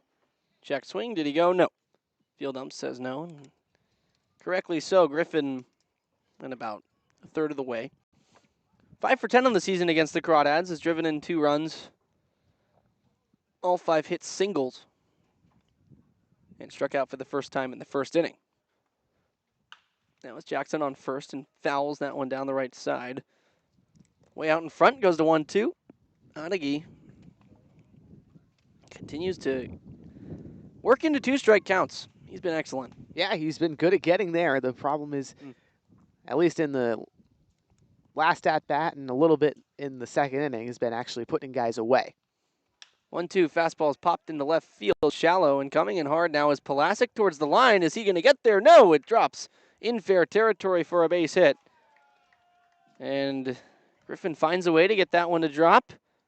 All of a sudden, 2 base runners to lead off the inning for Menlo Park. Yeah, that's just kind of how left field is playing, apparently. We saw that other hit out there. Cam Taylor hit a fly ball there, and Levitt McGee was playing deep. The ball just kind of sailed in the air, but ultimately dropped. Tough to read. Does the same thing there on Pulasic. The wind kind of is going in from right a little bit, so it's pushing it over towards that foul line if you're in left field, making it an even longer run. Now the first pitch to Paul Wagner's fouled back. Austin Bolello throwing some pitches for Walnut Creek in the bullpen. And this is a spot where, if Howdigi can't get out of this mini jam he's worked into, you're fine pulling him here.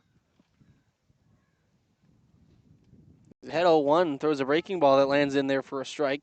0-2 now, and yeah, I mean, you feel like he's had a solid start. He's been put on ice a little bit. I mentioned it earlier by the offense. Just he's been in the dugout for a majority of this game because the offense keeps rolling. 0-2 in the dirt. So it's kind of hard sometimes to reset yourself from inning to inning when you usually have a routine of going out about every 10, 15 minutes rather than every 20, 30 minutes. Right. It's kind of how it's been for the Crawdads offense so far. 6 runs in the first, 8 runs in the second.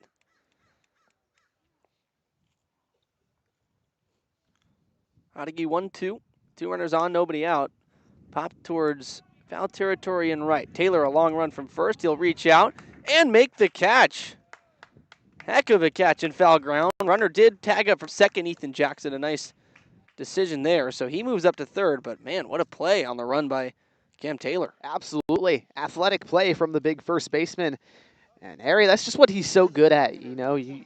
You get a lot of range with Cam Taylor as a guy who can play a lot of outfield positions. Bring some of that talent over to first. Yeah. Really nice. You love to see that when your team's up big, too, as a guy that's willing to still give his full effort on defense. Just make that play, the long-running play. He didn't have to go after that one. This one off the hands and up the middle in the center field for a knock. Menlo Park will get on the board and cut the lead to 13. With an RBI knock for Ryan Duran, wasting no time. Just one of what Menlo Park hopes to be many. Only one out here in the top of the third. Try to get a rally going. Got the heart of the order due up. And might as well just got to keep attacking. Try to get something to happen here.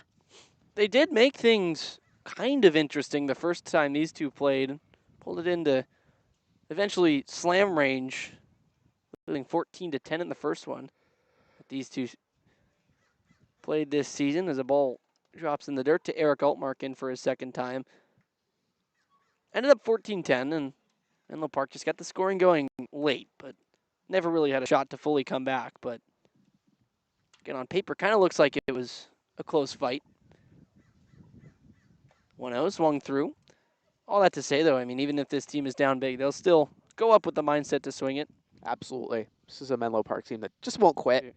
They play hard every single game, and they've got the talent to play with the rest of the CCL North. I mean, they played Sonoma and Alameda really close. They played the Crawdads close. They've even played San Luis Obispo close. 1-1 pitch. Altmeyer takes outside. Altmark, excuse me.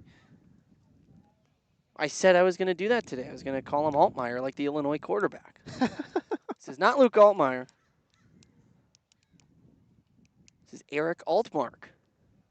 He's ahead 2-1, the lefty. He gets hit in the back by a breaking ball. That loads the bases. So a 2-1 count. He'll take his free pass to first. Yeah, first bases loaded jam that Howdige's been in today. Do have another right-hander up with D'Amelio, so got to just try to get something started. Or not really. You got to try to shut the door with a ground ball, ideally. Turn 2, get out of the inning, and then turn it over to Bolello in the fourth. Otherwise, they might have to go to Bolello early here. Yeah, bases are loaded with one out and such a big lead on the scoreboard. Crawdads infield playing back in double play depth, fully committing to try and just get the 2 outs, get out of the inning. And if you end up only getting one at second, and say D'Amelio beats it out at first, still got a 12-run lead. 1-0 in the dirt. 2-0.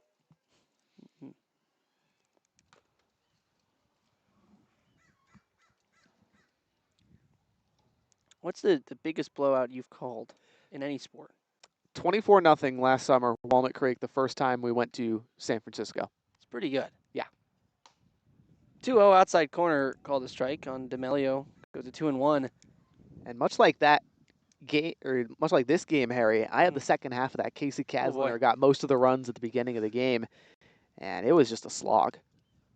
2-1, hit high to center. In comes Bull, and out goes Parker, and they miscommunicate, and it drops. So no catch made. Run comes in to score. They go station to station, and that is just not what you want to see. Your team up big, a lapse in communication, lapse in execution, and a run handed to Menlo Park. And I believe Ramos called for that ball, but generally that's a center fielder Bull's ball. So, you know, somebody's got to call for it a little earlier there. They both would have had it if neither the other one went for it. And the error will go on Bull. It was off his glove, so going to be called on him. Bull had a head taller than Ramos, maybe the reason he'll get charged with that one in the end. Just had the advantage of his glove getting to the ball first. Is now head coach Brant Cummings coming out to have a chat with Howdige, who's now got the bases loaded. 2 runs in the inning. And I know I've mentioned it before, just to continue our conversation. Biggest blowout I ever called was with Austin Oda. 35-1. The Oregon Ducks beat the Columbia Lions in baseball. Ooh, 31 in a baseball game? 34-run victory. That's unreal, Harry. It was record-setting. Obviously, it was the first game of a doubleheader. Right. and they played all 9 innings. That's crazy, man. First pitch drills Aikawa, and now all of a sudden, I mean, if you're Menlo Park, Crawdads are letting you win this game a little bit. They're letting you win this inning, only 1 out, and now 2 free runs on back-to-back batters. Yeah, not what you're looking for is if you're Walnut Creek, but Menlo Park, this is your time to capitalize. Still bases loaded and 1 out. Howdy clearly struggling to locate his pitches right now, and I'm kind of surprised that the Crawdads haven't gone to Bolello yet. Now Isaac Fendel in a nice battle the first time he faced Howdy, and he takes strike 1. It's in there, but man, yeah, this is one swing. It makes it a 7-run ball game. That's obviously not close, but plenty of time to get that back because this one fouled back. And that would make this a 7-run inning to show that you could score 7. Exactly. In 1 inning. Menlo Park just trying to take any chunk out of this lead that they can. 0-2. Rolled slowly to third. Woodson steps on third and will throw across the diamond for the double play. Nicely done by Woodson over at the hot corner. Just like that, the fire is snuffed out. 14-3, Crawdads lead it.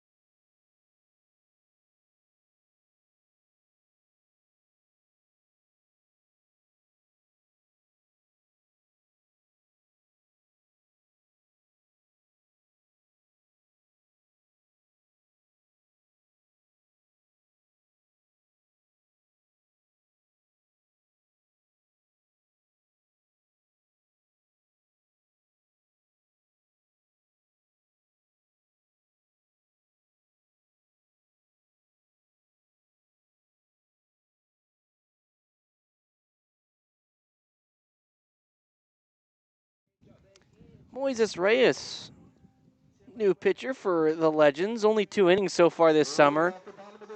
And as far as 2 innings go, pretty effective. Yeah, very much 2 so. hits, a run that was unearned, so no ERA yet.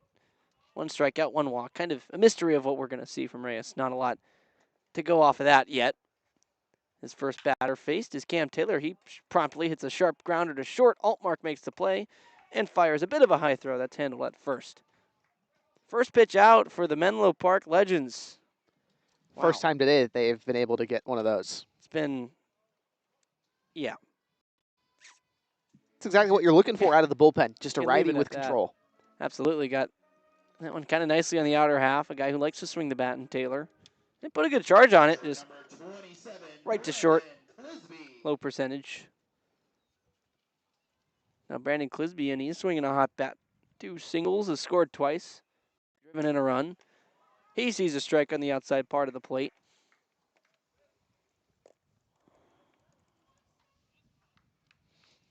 Moises Reyes from Salinas, California. Hartnell College for 2 seasons, 23 and 25. There's a slider on the front door to Clisby. There's strike 2, so he's looked very effective so far. Yeah. It's a really solid freshman season in 2023. 2025 took a bit of a turn. 27 earned runs in 26 innings. But right now, just throwing strikes. That's all Menlo Park is asking for. He did raise the strikeout percentage by over one strikeout. That one hit hard to left over the leap of Wagner. A base hit for Clisby. He's 3 for 3. Nicely turned on 3 singles. I meant the strikeouts per 9 went up by at least a strikeout for Reyes this last spring from 2023. So striking out batters at a higher rate. Yeah, that's exactly what you're looking for. Just year-over-year improvement, even though the ERA kind of shot up. Striking guys out, showcasing the stuff. So now Shane Aldridge in. He's also got a couple knocks. This one rolled to second, though. Fendel's got it over to second for one. The turn by Altmark to first is in time. It's a 4-6-3 double play. And that was the quickest inning I've ever seen. 6 runs and 8 runs in the first 2 innings for the Crawdads. Then they go 1-2-3 in the third. They still command this one 14-3.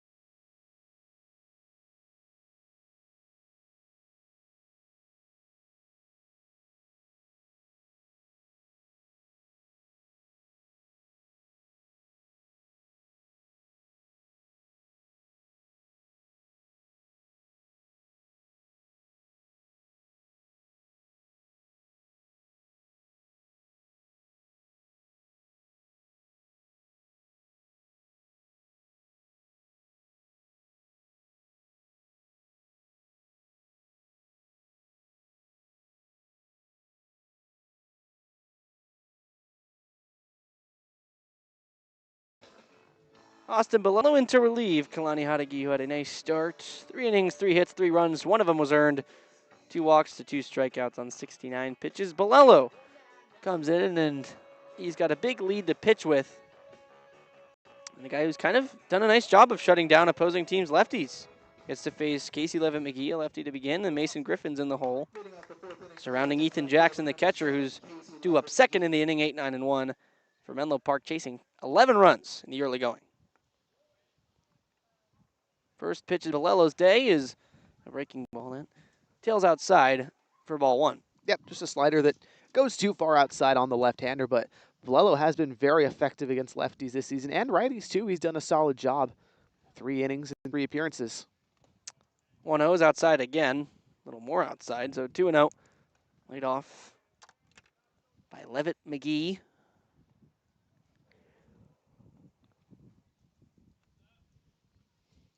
Grounded out to Cam Taylor his first time to end the second inning. Feels like ages ago. 2-0 taken for a strike. Yeah, well located slider top of the zone against Levitt McGee. Belello's really worked into a rhythm. Debuted on opening day, had an outing to forget, but since then in league play, it's looked good. 2-1, a change, and just off the inside.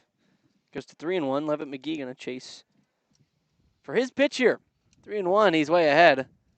There's some action in the Legends bullpen, though. No one up and throwing. Kind of social hour over there a little bit. 3-1 from Belello. Misses outside again, ball 4. Levitt McGee gets on, and now back-to-back innings beginning with a walk for Menlo Park. That's what you're looking for. Menlo Park just trying to find any way they can to get back in the game, and you'll take walks anywhere you can get them. So Ethan Jackson now in with a runner on first. He was the one who led off with a walk in the last inning. Led to 3 runs, so perhaps looking for the same luck here. Very much so. He faces the lefty Belello and promptly hits this to short. Ramos has got it, goes to second for 1, and instead of successful at bat, it's a twin killing. Pitcher's best friend. That's how you do it. Belello, first pitch, give him something low in the zone, easy rollover. That's exactly what you get. So 1 pitch wasted no time after the 5-pitch walk to Levitt McGee. All of a sudden, Bolello's got 6 pitches and 2 outs in the inning. He'll take that after losing the first batter to a walk. Now he gets to face another lefty in Mason Griffin.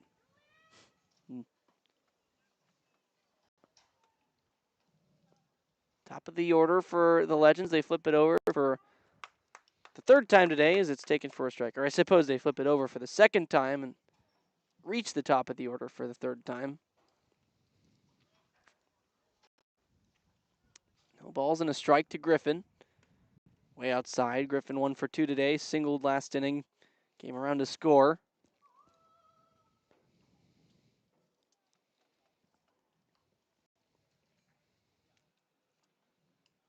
1-1. Swung at and chopped out to second. Carlisle on a high backhand. Now has to get rid of it, and he doesn't do so in time as Griffin beats it out to first, an infield hit. Kind of looked like Carlisle had a beat on it, then sort of back foot sort of slipped out from under him a bit, had to regain it, and that cost him a little half second, half step. Even so, I think it's just a really tough chopper, high chopper that you have to range over, backhand grab. I don't think the throw would have been in time regardless. Yeah, harder play than it looks to try and speed yourself up when the ball's coming so slowly. Bolello checks on Griffin, and it's actually fairly close for the small lead that Griffin had. He dove back in, but sort of just fell over like a silo tipping over. Got to the ground. Now the first pitch is Griffin will go. Clisby's throw down to second. A quick transfer, but the throw too high. Stolen base for Griffin. And now that's number 60 on the season for Menlo Park. Not terribly far behind the Crawdads, up in the 70 yeah. range. So it's the Crawdads, the Blues, and then the Legends in the north. Slider lands into Wagner. That's a strike. The pitch that Griffin ran on was called a ball, so it goes to 1-1. 5th team in the CCL to reach 60 stolen bases, the Legends. And just the 3rd in the north. You mentioned the Blues and Crawdads up over 70. Blues over 80. That went out to Paul Wagner, 2-1. Blues, though, have played 29 games coming into today. Crawdads 22. Legends 21. So might expect them to have quite the jump. There's a 2-1 from Bolello coming into Wagner. It bounces in behind the plate, so 3-1. 3-1, 2 outs. Just got to throw a strike here. That one, maybe saying they got him on the foot. Either way, now you've got to force out at second or first. So, once again, just need a ground out ball in play if you're Bolello. Yeah, got to force out any square base. That's how TJ Woodson ended the last inning. Is first and second, bases loaded even, and you got a ground ball to him over at third. Stepped on third, fired across the diamond to first as that pitch misses just barely to Ryan Duran to start the inning.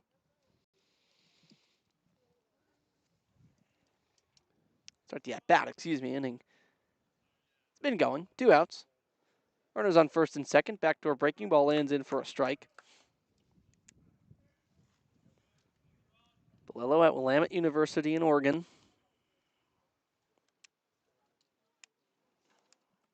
Good baseball in the Pacific Northwest at the collegiate level. 1-1, another breaking ball just outside for ball 2. It might be a touch biased, but generally speaking, yes, I agree. I mean, the levels below D1, even NAIA, a lot of good baseball out there. Even extending up into British Columbia. Some really, really solid ball being played. This one hit towards the middle on the ground. Ramos scoops it to second. To Carlisle covering. They go the short way to end the 4th inning. Austin Bolello works out of a couple of base runners, a double play, and another ground out. Crawdads still lead it 14-3.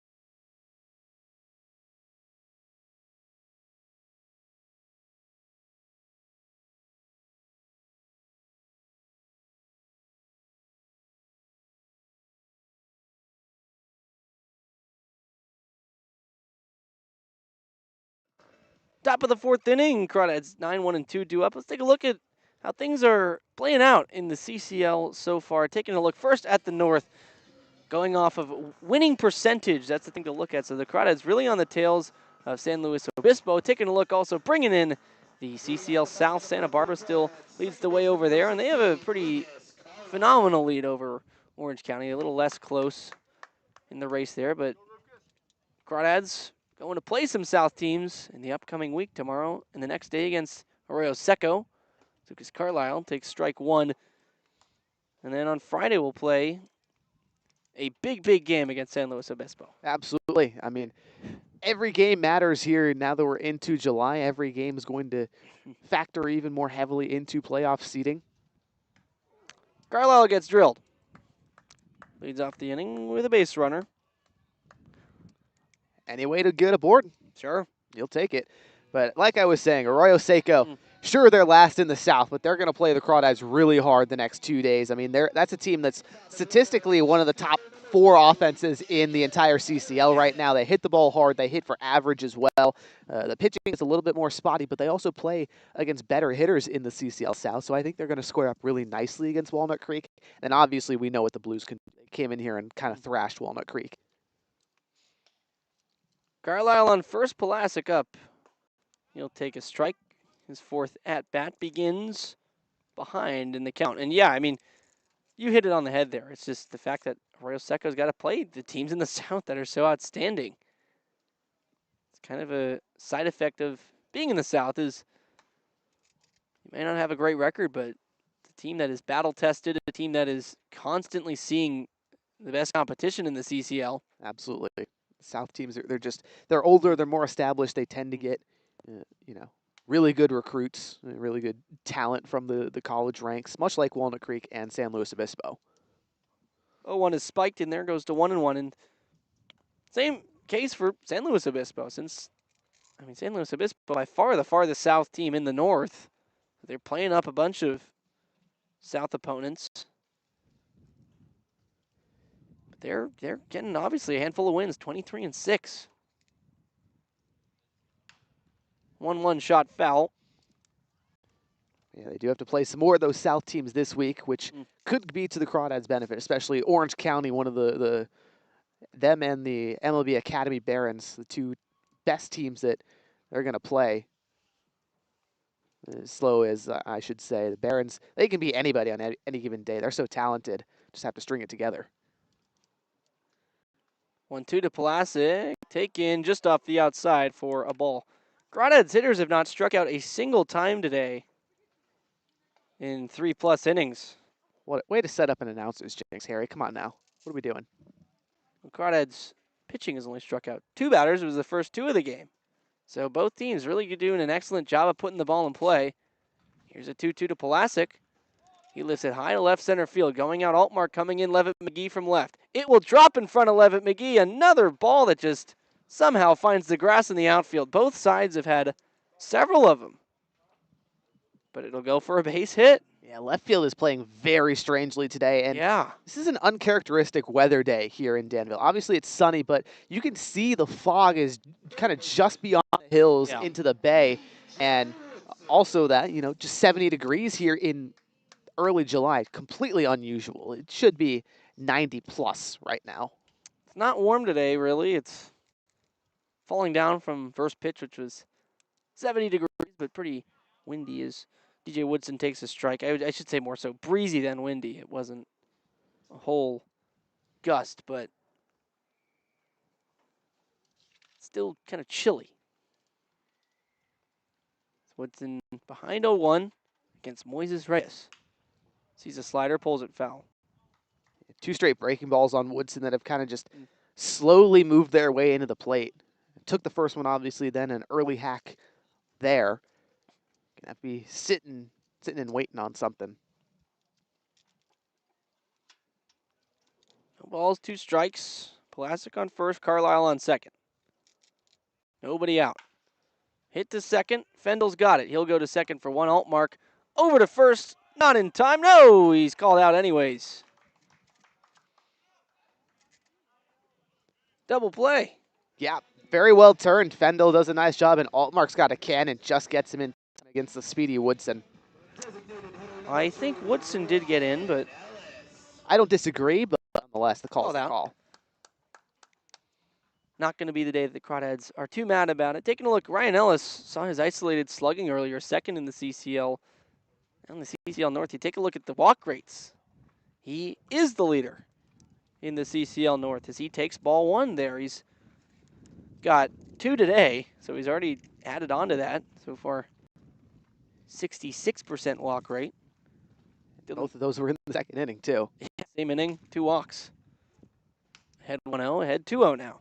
And this is why pitchers know that he hits the ball really hard when it's in the zone, so you kind of have to try and paint the corners, paint the edges, and that's a very tall task for most pitchers. Dylan Perez also in that top 5, 19.3 walk rate, percent walk rate. 2-0 to Ellis, down and in danger of another one. And it's almost, we're opposing pitchers, like you're saying, it's a better idea just to give him nothing. Absolutely. You don't want it, because you know he can just crush the ball, especially with an RBI chance. Carlisle over there at third base, you know anything in the gap is going to score.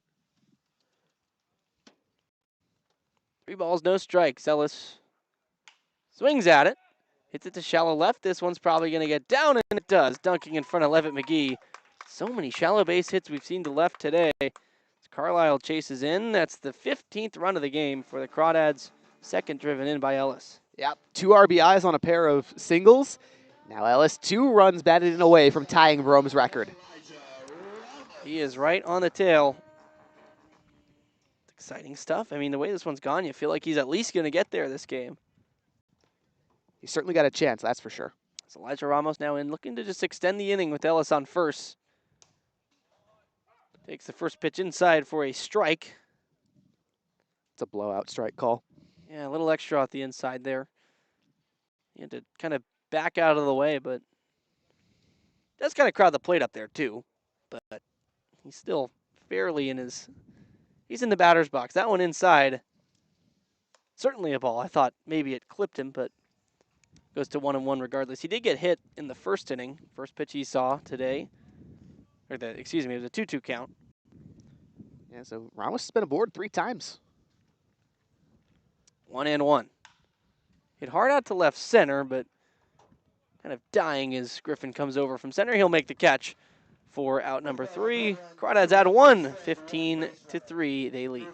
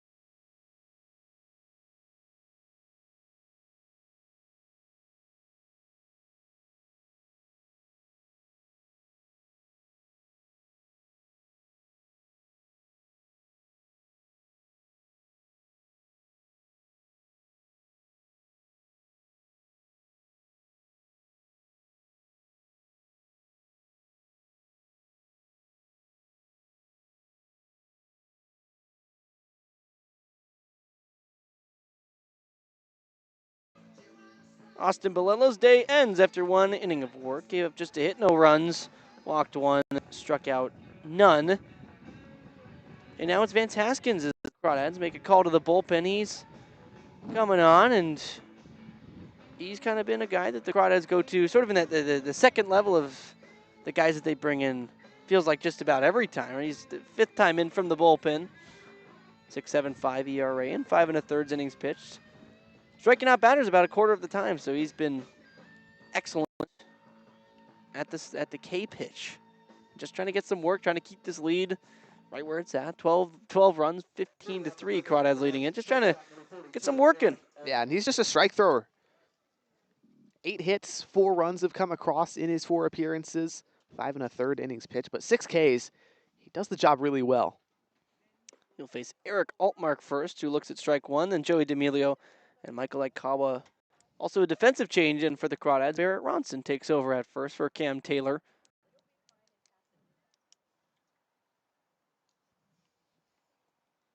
No balls, 1 strike to Altmark. He goes around and goes down 0-2.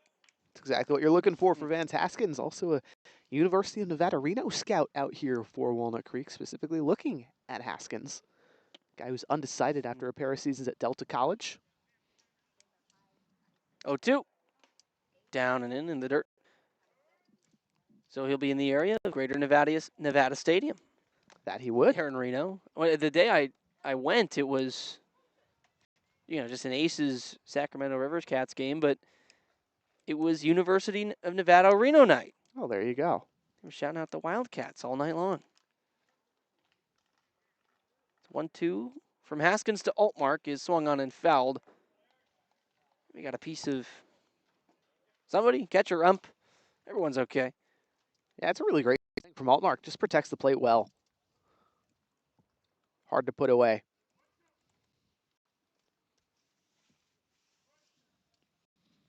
I called them the Wildcats. They're the Wolfpack. Oh, I knew that was wrong. It was all about the Wolfpack. 1-2 to Altmark. Swing and a miss. Strike 3. First batter, Haskins faces is a K. And that is the first strikeout of the game since the top of the first. It was the second batter of the game, Paul Wagner, who struck out following Mason Griffin, who led off the game with a strikeout. So amidst all the runs and craziness, there's been no strikeouts. It's been just everything. Every ball has been in play ever since that first inning, minus the walks. And hits by pitch. Now the first pitch gone after by D'Amelio and chopped to second for Lucas Carlisle. He'll make the play. 1 pitch, 1 out. Easy work if you're Haskins. Quickly 2 up, 2 down now. Michael Aikawa in.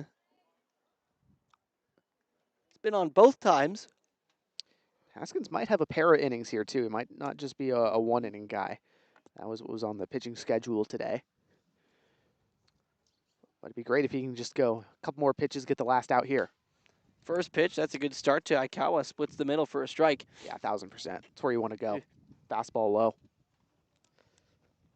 And if you get through this inning very efficiently, that makes it much easier to come out for the next one, of course, and keep working. No balls and a strike. Here's a slider, same spot, different pitch, strike 2. This is the Haskins that Walnut Creek was expecting when he was added to the roster towards the beginning of the season. Strike thrower, guy that can eat innings. Well, he was a frontline guy at Delta College, so now in that reserve role here with Walnut Creek. Way ahead 0-2. Slider just breaks a bit too far outside. But he's doing a really nice job of being in that reserve role. Kind of settled down after his first 2 starts. And again, kind of a guy that has been sort of in that second tier of relievers for the Crawdads staff. Guys like Miles Tentra, I'm thinking of as kind of that first tier coming in very often. Jacob Coburn, 1-2 upstairs to Aikawa, taken for a ball. But Haskins, a guy they go to kind of second most out of that bunch, I would say. Yeah, I guess what you would call kind of a mid-leverage reliever. Yeah. And he's been fantastic at it, absolutely. Got a 2-2 count against Michael Aikawa, looking for a quick inning. And he's going to get it. Called strike 3. Second strikeout of the inning. Haskins gets the 1-2-3 in the top of the 5th. He gives the Legends players for the first time in this game the claw. Bottom 5th coming up. And Charlie Limoncelli is going to take you the rest of the way in a 12-run ball game.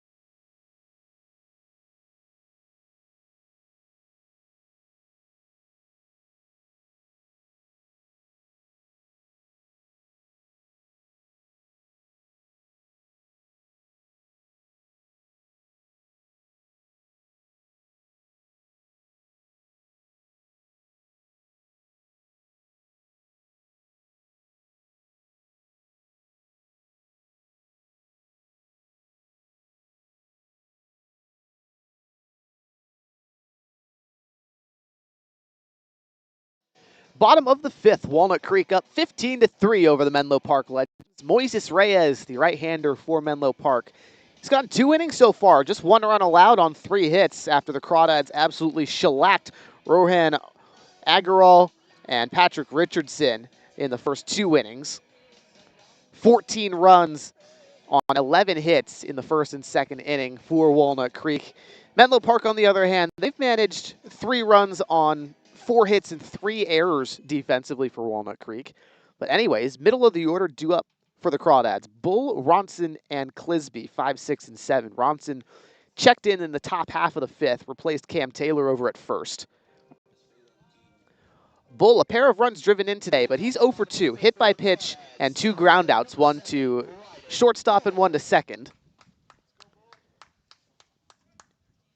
Reyes ready to go. Bryden Bull hit 7 home runs in the home run derby for the All-Star game. So he was one of 8 All-Stars for Walnut Creek. First pitch he sees grounded right side of the infield through for a base hit. His first of the day.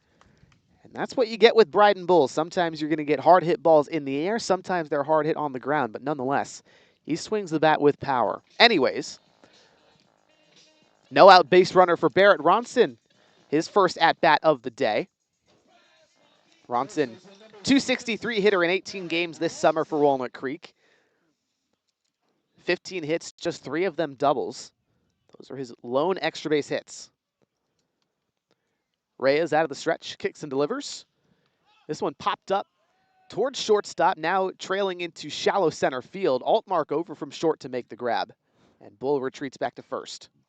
I mean, even that was a bit of an adventure. Just no idea where the shallow, soft hit pop-ups are going today. A lot of them have found a way to land, and that one just not quite, but that was right in Ronson's wheelhouse. Reyes kind of got away with one. That he did. 1 out, Bull still at first, and Brandon Clisby, who's 3 for 3 today with 3 singles. His first 3-hit game as a Crawdad, looking to make it 4 hits. Reyes kicks and deals. Fastball too far outside. Just went to the dugout real quick to grab some more water, but had a quick chat with Brandon Clisby. He was saying to his guy, let's get some hits. And I tell him, well, you got to teach him your magic, man. You've been doing it all today. He says, they don't need that. They don't need to know. Indeed not. Dylan Pettis also on deck. Looks like he's going to replace Shane Aldridge here. There's a pick back to first. Bull is safe. And I suppose he's absolutely right. I mean, 15 total hits for the team. They've all been doing it. Yeah, Walnut Creek is just mashing today against these Menlo Park Legends. 1-0. Clisby takes a breaking ball inside. And that Bryden Bull hit ensured now that every single starter has a base hit. Great catch, Harry. But Bull, how about his day? 1 for 3 with 2 RBIs. You'll take that. He, Clisby, and Aldridge kind of the big contenders for player of the game right now. 2-0 pitch to Clisby. Slow breaking ball popped up right side of the infield. Over from second, Fendel. Trailing towards the right field foul line. There, he's got it. Took a while. That ball stayed in the air. Felt like forever. But all of a sudden, 2 down. Still a base runner at first. And now Dylan Pettis to pinch hit for Shane Aldridge. And that ball was almost crushed. He took a big rip at a ball that was left up. Breaking ball hit in the happy zone. But Clisby just kind of pulled his head off it just a tad. So ended up popping it up. But that was a big high pop-up. Pettis, top 5 in the CCL North in terms of walk percentage. 197 hitter entering this contest as a pinch hitter through 19 games. Reyes misses low. Fastball in the dirt. 1-0 to Pettis, rising sophomore with Baylor. 350 on base percentage for Pettis thanks to those 16 walks. 1-0.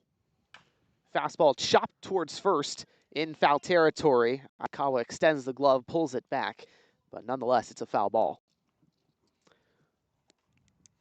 What's his on-base streak up to now? 19 games, I believe, for Pettis? I believe that's correct. So it's unbelievable. I mean, doing that with the 197 averages is incredibly impressive and just shows, I mean, if you're a guy who can just get on base any way possible, it still is hugely valuable.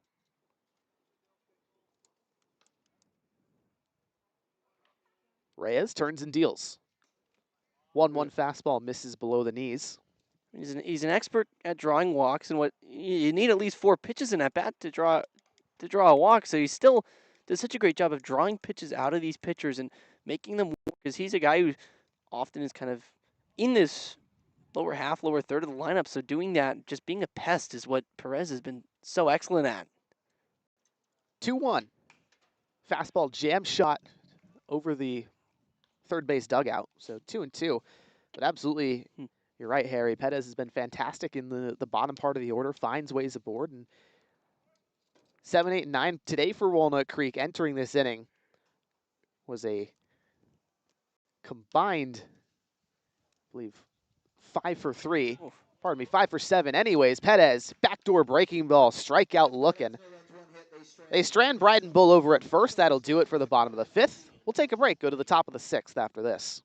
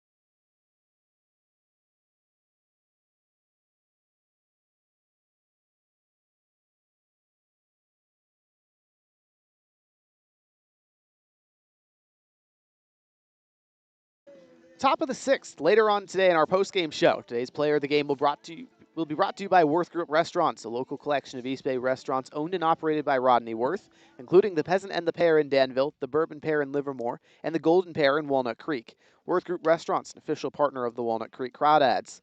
Isaac Fendel, Nate Bateman, and Nick Madrigal due up this inning for the Menlo Park Legends. A pair of substitutions at the bottom of the order for Menlo. Also at the top, Barclay Ovalle taking over for Mason Griffin, and Ethan Mooser taking over for Joey DeMelio. Also, Joe Coupland making his 2026 debut with the Crawdads, now catching in favor of Brandon Clisby. Vance Haskins, the right-hander, still on the hill. Went 1-2-3 with 2 Ks in his first inning. And this first pitch up and inside. Jeez. Welcome to the ball game. How about 90 to the front elbow? That is a tough one. And pardon me, they moved up Bateman 1 spot in favor of Fendel. Still a pinch hitter. No, they're going to leave Levitt McGee in the game. Pardon me, folks. That was not the original schedule that Menlo Park gave us. So Levitt McGee still in the game. And Bateman looks like he'll take over at second. Anyway, no one out, 1 on for Menlo Park, trailing by 12 runs. First pitch from Haskins out of the stretch. Wave and a miss. That's a Bayou fastball.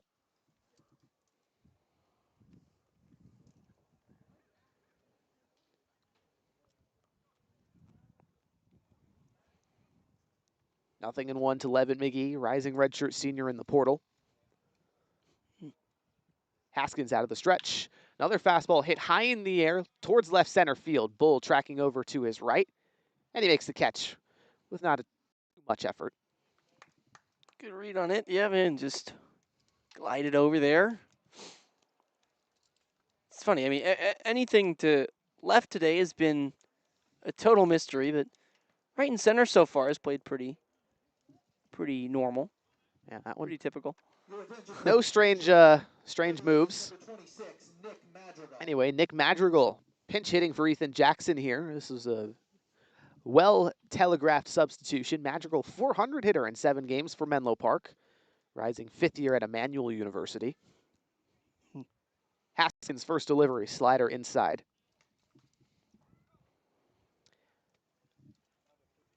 Madrigal, 314 hitter his last 2 seasons at Emmanuel.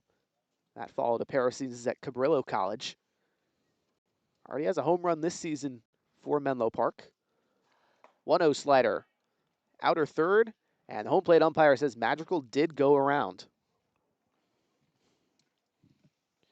1 ball and 1 strike on the called check swing.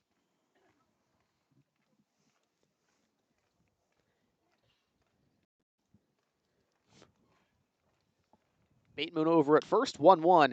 Serve the other way, shallow right field. Perez lets it drop in front of him. He didn't have a chance to dive in there and grab it.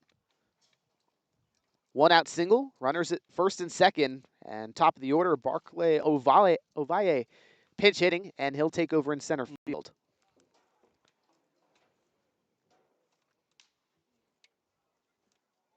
Attention, please. Pinch hitting for the Legends, number 5, Barclay Ovalle. Ovalle, 231 hitter in 13 games for Menlo Park this summer. Fresno State guy. Chance to get something going. First pitch, outer third fastball. It's a strike. Haskins went 1-2-3 in the top of the 5th. It's been a hit by pitch, a fly out, and a single here in the 6th. The right-hander in a little bit of trouble. Chance to get out of the jam. 0-1. Slider misses away. Ovalle taking over for Griffin. Probably one of the better days of Legends hitters today. Had 2 singles, scored a run, stole a base. Top of the order, did a good job to get things set.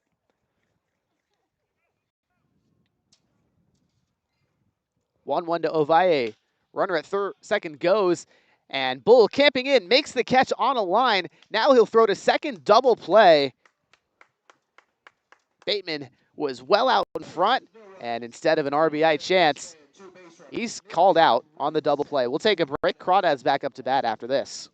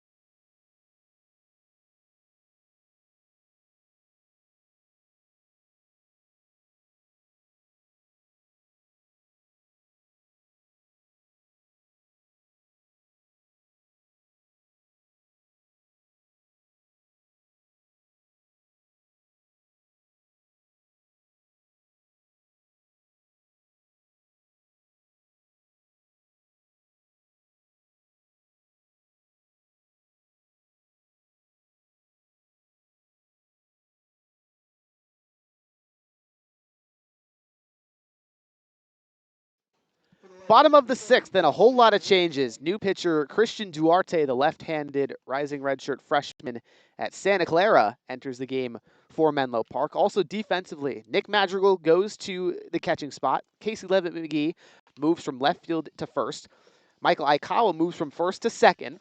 Then Bateman, who pinch hit for Fendel, goes into left field. Ovalle takes over from Griffin in center field. And Ethan Muser takes over for Joey D'Amelio in right field. Nicely done, partner. Thank you. Now it's Lucas Carlisle, Daniel Palasic, and TJ Woodson due up 9-1 and 2 for Walnut Creek. Duarte, 7.85 ERA in 18 innings for Menlo Park. Sidewinder's first pitch misses outside to Carlisle. And Carlisle having himself a day. 2 for 2, a pair of singles, was also hit by a pitch, so he was able to reach in the fourth. 15-3 lead for Walnut Creek. 1-0 from Duarte. Fastball high and outside. 2 balls and no strikes.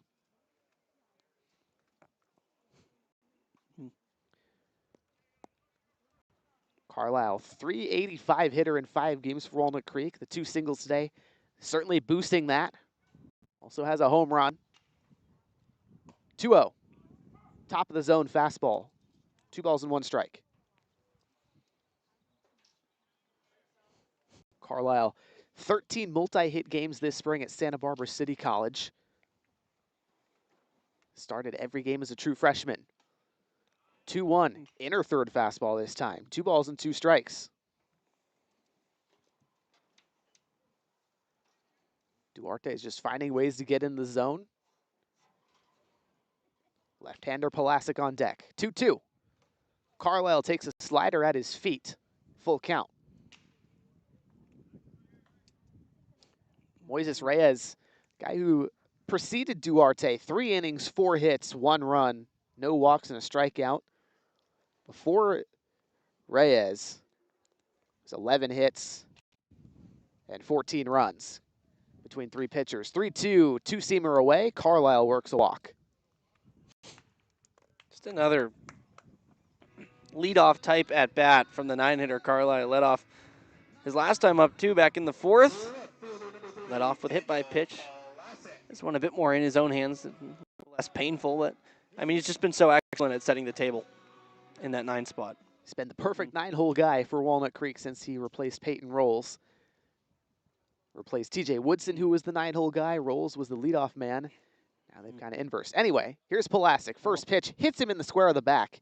Daniel Palasic on for the 4th time today. 2 walks, a single by pitch. Through 2 hours of play, it's 6:22 local time. This game started at 4:09. The Crawdads have 15 runs and 22 at-bats.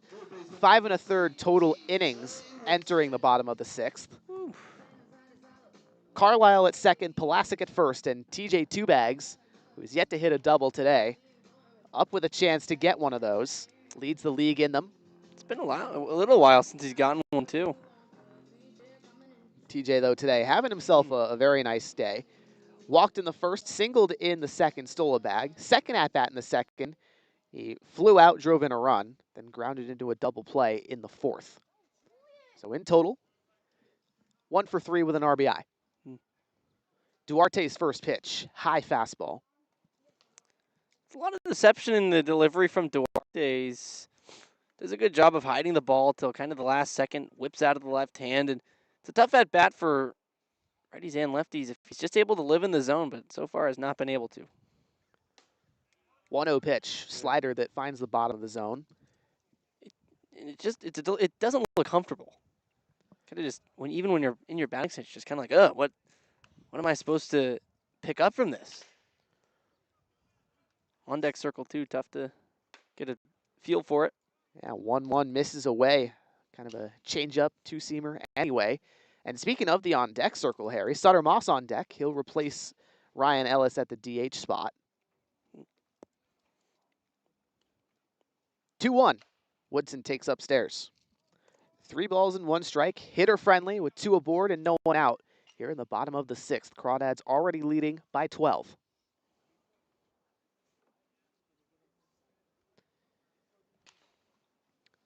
Duarte takes his time, toes the rubber. Now comes set, letter high. 3-1, Woodson takes a fastball inside and works a walk.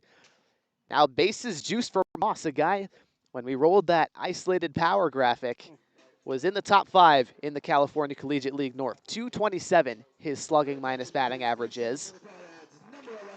And Sutter Moss enters this game. 2 home runs, 8 extra base hits. 6 of those are doubles. That slugging percentage, .472 with a batting average of .245 in 18 games for Walnut Creek. Bases juice, no one out. Lefty, lefty, ball skips in the dirt. Carlisle will jog in from third and score. Wild pitch makes it 16-3 Walnut Creek. And now Moss still an RBI chance with runners at second and third. Just free pass after free pass after free pass today for Menlo's pitching staff. Walks, hit by pitch, wild pitches, just the entire bag. Pick one and you're going to get it. It has been an ugly showing on the mound. Really, everyone outside of Moises Reyes, who didn't have a single walk in 3 innings, just gave up 1 run. But man, this is going to be a game that they reflect on and try to forget about as soon as possible. 1-0. Moss gets an inside slider, pops it up behind home plate, out of play. Perhaps one they're already actively forgetting about. I mean, has it just been a display of really, really rough pitching? Not able to find it. And it can be contagious. And it can. 1-1, slider too far outside. As much as momentum, right, rallies, base hits can be contagious, so can just bad vibes on the mound. Some days the whole staff won't have it. This is just one of those days for Menlo Park, apart from Moises Reyes, who was really dominant, commanding the zones. Everybody else has struggled. 2-1. Moss takes a slider on the outer third. It's called a strike. Now it's 2-2 to Moss, a guy who, in his last 4 games, is 1 for 13 with a double and 5 strikeouts. But Moss was on a tear from June 19th till about 4 games ago. 2-2. Breaking ball hit on a line, center field. Altmark over from short makes the catch, and now retreating Pulasic to the third base bag. He's out. He gave himself up. He didn't run back to third,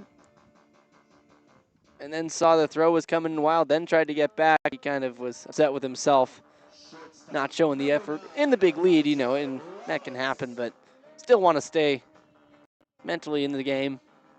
Just a lapse there for Pulasic at third, who's done his fair share of positives this game, too. Yes, he's had himself a good day. Moss first at bat, hits into the double play. Still an RBI chance for Ramos, as Woodson's at second base. Ramos takes a fastball for a strike. 0-1 to Elijah, who's having himself a good day, like all the Crawdads hitters, basically. 2 for 3, a pair of singles. Also reached on a hit by pitch. 0-1 two-seamer is away. So it's 7 walks in the game for Legend pitching. I believe 5 hits by pitch.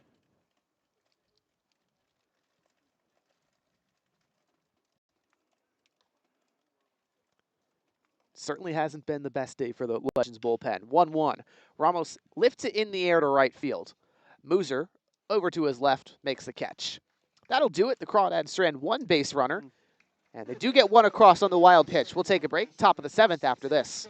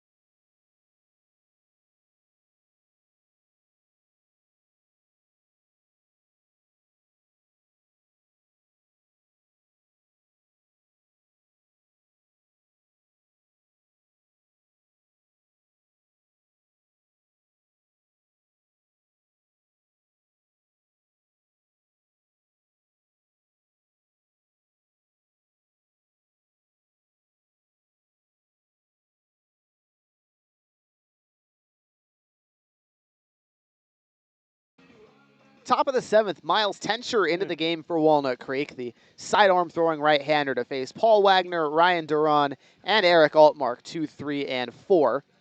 Tencher enters this contest, his 9th appearance this summer, 5.87 ERA in 7 2/3 innings pitched.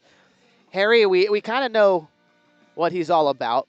The stuff is absolutely filthy, sinker sweeper. The question is, can he locate strikes? 12 strikeouts, 13 walks have become the problem for Tencher in the last couple of outings. Yeah, and just naturally, when you throw a pitch that has 20, 25 plus inches of horizontal run with that sweeper, it's going to be hard to land it in the zone. It's just going to find its way to move away from it. I mean, the strike zone's only about that wide, so if you think about it from a hitter's perspective, if you see the spin, you should just try and lay off of it. Try your best, though, since it does have so much movement. You're not used to that, so you will go after it if it looks like it's going to land in the zone like a normal slider would. First offering to Wagner. Goes with the sweeper. It misses low. Wagner has manned third base the whole game. 0 for 2. Hit by pitch and a strikeout. Tencher, 1-0 delivery. Sweeper popped up. Shallow right field. Carlisle over from second. Calls for it. Makes the catch.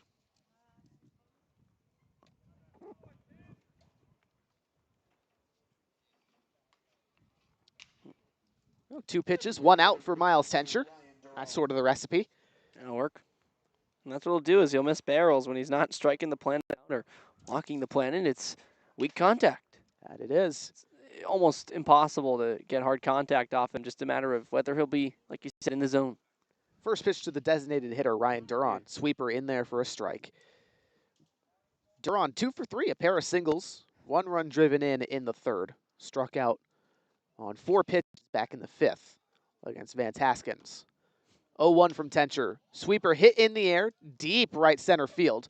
Bull and Perez giving it a chase, and it'll be Dylan Perez in right field to make the catch. Again, missed barrel. Very successful. 4 pitches, 2 outs. That's a pretty darn good rate. Very much so. Trying to work this one on towards the 9th and get coach's 150th win. Grant That Cummings. is what they are looking for. Yeah, closing in on it, just 7 outs away. It's been almost set in stone since the 2nd inning. Pretty much. Got to hold on to a 13-run lead. It was 14-0 entering the top of the 3rd. Then Menlo got 3 back. First offering to Eric Altmark. Tencher misses low. And then Walnut Creek added 2 more. 1 in the 4th, 1 in the 6th. It's brought the total up to 16 today. One of their most explosive offensive outings this year. 1-0 sinker misses outside. 2-0 to Altmark, the shortstop of the Menlo Park Legends. West Valley College guy. 2 fantastic seasons there with the Vikings. 0 for 2 today. 2-0. Sweeper inside. I mean, you see that one way inside, but it'll make you think like he did. Kind of started to turn the front hip. Like maybe he was going to swing at it because it breaks so much. Looks so good, then all of a sudden it's not. That one is on the back foot. The 3-0. Sweeper finds the outer corner. Still hitter friendly to Altmark. Flew out in the 1st, hit by a pitch in the 3rd. Struck out swinging against Haskins. 3-1, grounded over to first. Ronson collects. Tencher covers the bag and receives the throw. A 1-2-3 inning. Crawdads give the Legends the claw in the top of the 7th. Home half coming up right after this.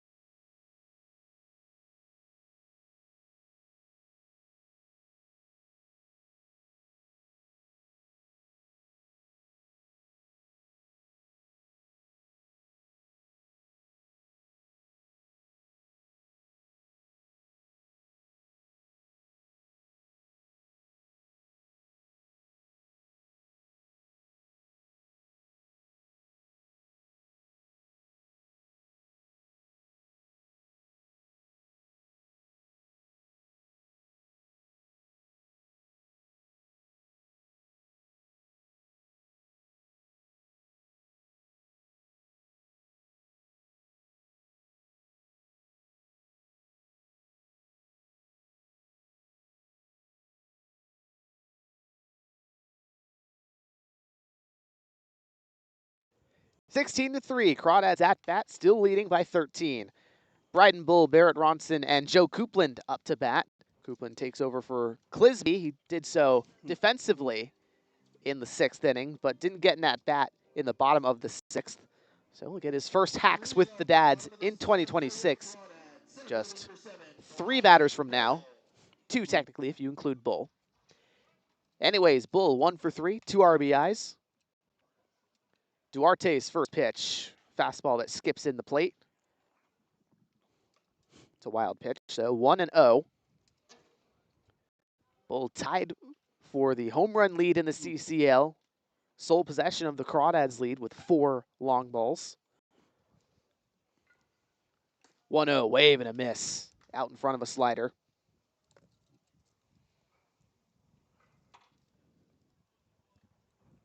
Bull with those 2 RBIs is up to 15 now on the season. 1-1, takes a slider low this time in the dirt. 2 balls and 1 strike. Bull didn't record a hit in the All-Star game on the 4th of July, but had 3 very hard hit balls, was robbed of extra bases on a liner to first. 2-1, slow chopper towards first, just foul. Count even at 2.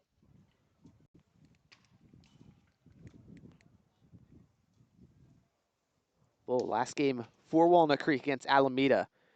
Second at bat. Took a ball the other way over the fence to get his 4th home run. 2-2 from Duarte. Slider misses away. Full count.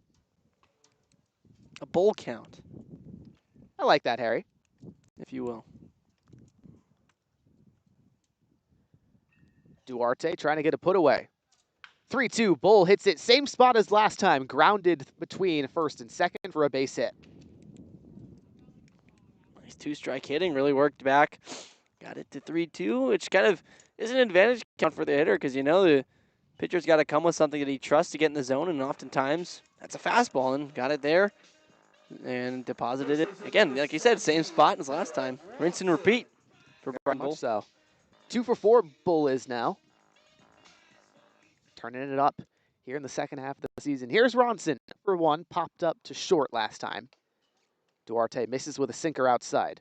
Not going with the torpedo bat this at bat either this time. Not the red rocket. This one a lighter oak. Yeah, he's going to that tan bat. Bull also changed his bat this inning. 1-0 swing. Ronson misses on the off-speed pitch. 1 ball and 1 strike. Bull went from that baby blue piece of lumber to the dark black bat. Got singles with both of them. Got a lot of colors. He's got the pink bat too, Bull. It's that proverbial Crayola box. Yeah. 1-1 to Ronson, seeing if his new bat can do something here. Waves at the outside fastball. 1-2. Ronson. Undecided after a monster season at Santa Ana College. He's a rising junior because he played 3 games at St. Mary's in 2025 as a true freshman. 1-2. Duarte misses a 2-seamer away. Count even at 2.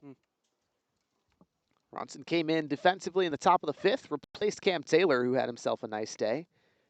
RBI single, also another RBI on a ground ball double play. 2-2, Ronson takes the slider low and inside. Another full count. No one out. Bull at first here in the bottom of the 7th. Payoff from Duarte. Hard chopper to third, gets under Wagner's glove and escapes into the Legends bullpen. Bull heading into third, he's safe. Ronson will stay standing at second base. I think they got to give him a double there. Yeah, hit off the base, staying fair, just the natural obstacle in the baseball diamond. If you're a third baseman, you got to just get the glove in front of it or on top of it if the ball is heading over it. Just kind of the worst case scenario for Wagner over there. Hits off the bag under the glove. And it's hard to remind yourself that there is a base there sometimes when you're trying to make already a difficult backhanded play on the move and to get your glove out in front of that bag. But Not that time. No one out. 2 RBI chance for Joe Coupland. First pitch he sees in 2026 as a Crawdad, a two-seamer outside. Coupland spent the first half of the season in the West Coast League. Was mashing up there, over 4 home runs.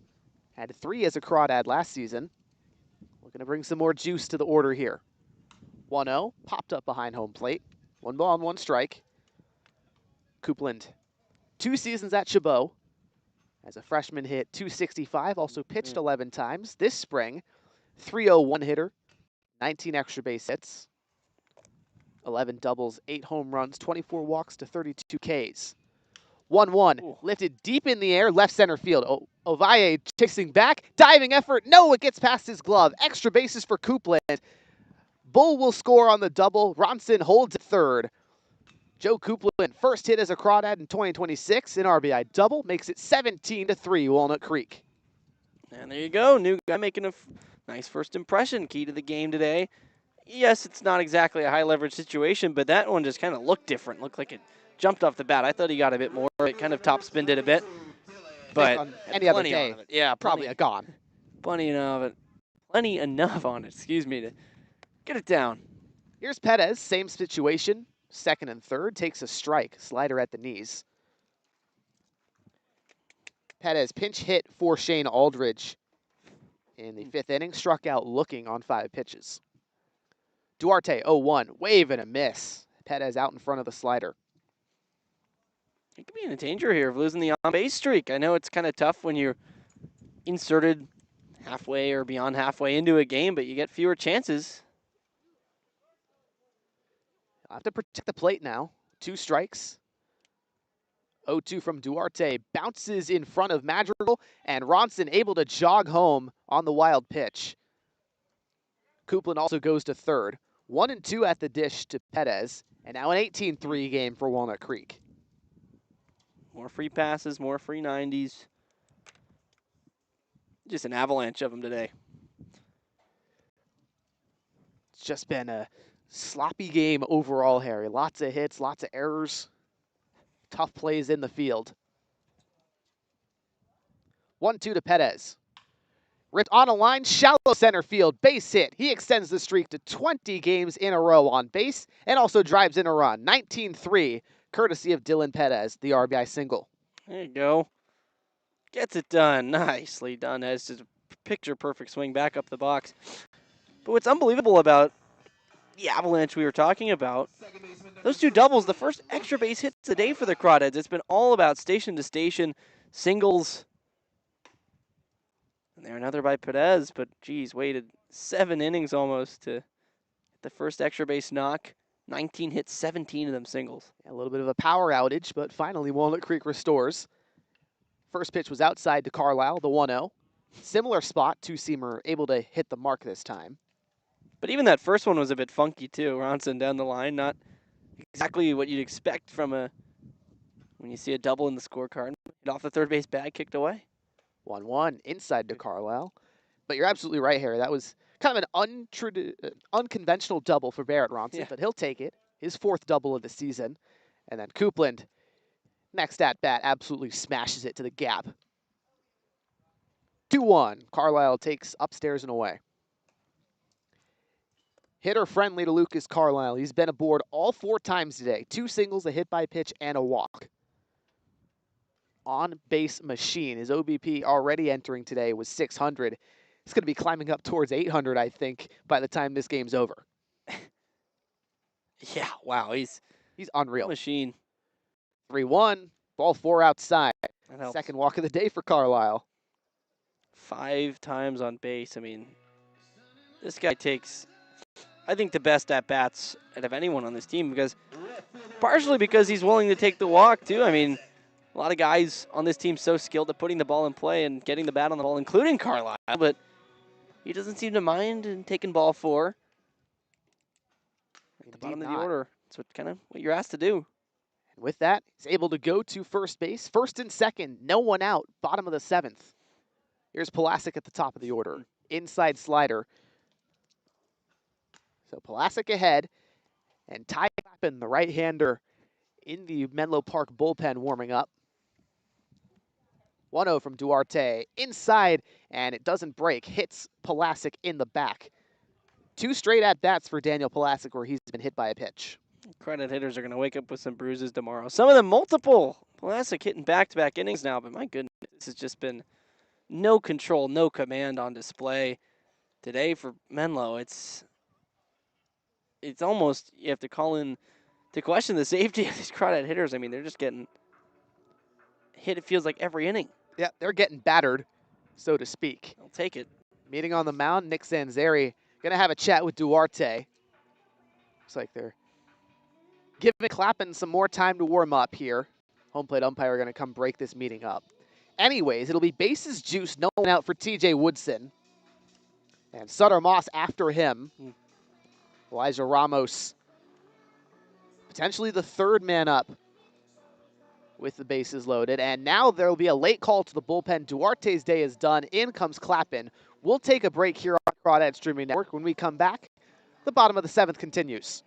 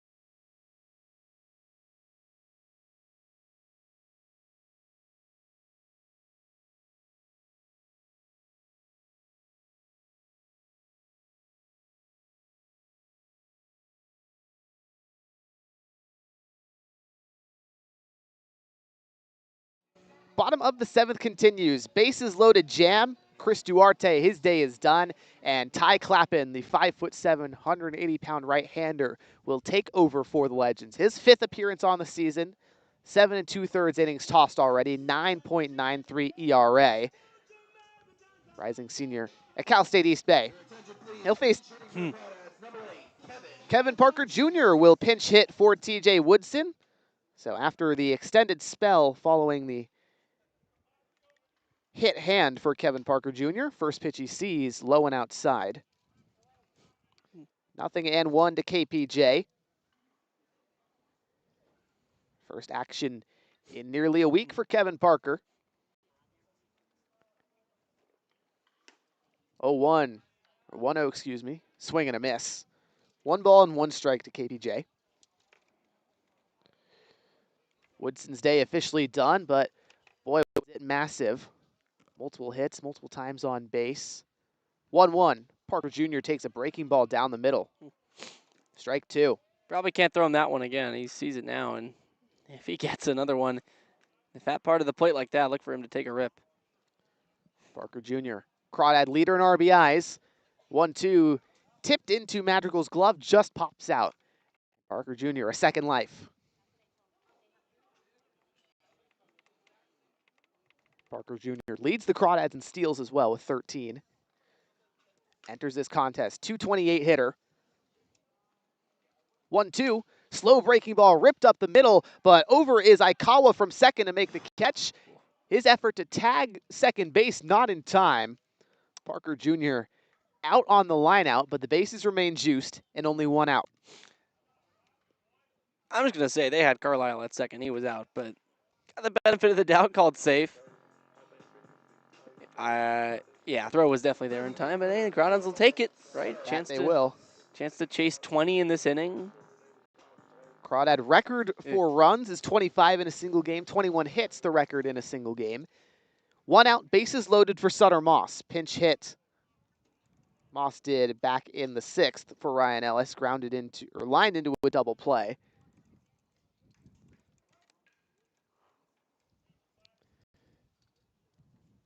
Clappin turns and delivers. Breaking ball outer third, called a strike. And how about the curveball? It's been working really well for Clappin in the early goings. Yeah, just able to land it consistently in that zone. Hard one to adjust to. 0-1. Another curveball, this time misses low. Looks like it's got a lot of really nice spin. Just kind of hangs up at the top and snaps down. Late break. Tough to read. Perez at third, Carlisle at second, and Pulasic at first. 1-1, driven high in the air to center field. Ovalle coming forward, makes the catch. Perez will tag from third, and now he'll head back. Carlisle caught in a pickle, and they'll end up going to third. Wagner has it. He tags out Perez. A little bit of base running confusion. Strands the bases loaded for Walnut Creek. We'll take a break. Top of the 8th right after this.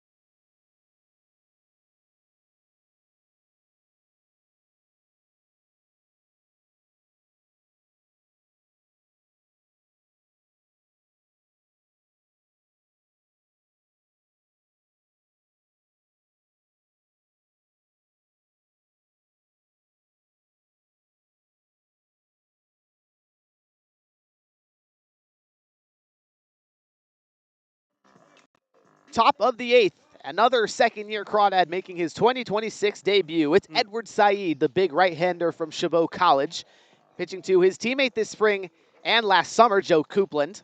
And Edward Saeed, 6'6", 220 pounds from El Cerrito, California. Had a monster season at Chabot, really broke out as a redshirt freshman this spring, Harry. 2.76 ERA in 42 and a third innings pitched, 39 strikeouts to 19 walks. Crawdads looking to him to repeat some of that success. After last year, he was up and down 11 innings pitched in 9 games for the Crawdads. Big dude, he's got electric stuff, just looking to translate the success from spring to summer now. And a chance to do it with a big lead. Coupland, his battery mate now, he already had a good first impression in this summer. Now a chance for Saeed to do the same. Very much so. Crawdads added 3 in the bottom of the 7th. It's a 19-3 lead now against the Menlo Park Legends. Ethan Muser, Michael Aikawa, and Nate Bateman, 5, 6, and 7 to face Saeed, who features a high 80s fastball plus a big curveball and a changeup.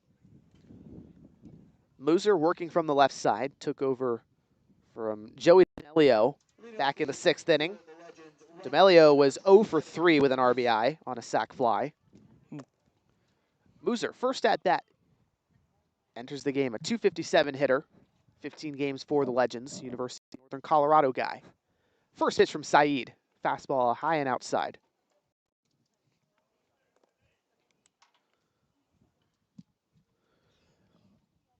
Muser, Mount Elgin, Canada native. 1-0, another fastball high. 2 balls and no strikes. The left-handed hitting right fielder. 2 extra base hits for Muser this summer with Menlo Park, a homer and a triple. Menlo Park trailing 16. 2-0 curveball, Saeed misses in the dirt. Saeed hasn't pitched since May. Last time the Chabot College Gladiators were out playing baseball. So trying to find the zone again. 3-0. Fastball high, a walk on 4 pitches to Mooser.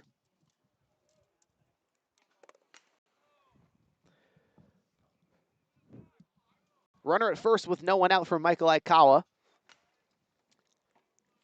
Aikawa drove in a run when he was hit by a pitch in the third. He's 0 for 1, also walked and struck out. Riley Winchell's pretending to throw a bullpen right now. Look at that. He's got his shin guards on, catcher's mitt. First pitch to Aikawa, curveball away. 16-run cushion for Saeed and the Crawdads. Almost doesn't sound real. Indeed not. This has been kind of an unreal game, though, Harry. 1-0 to Aikawa. Fastball above the letters.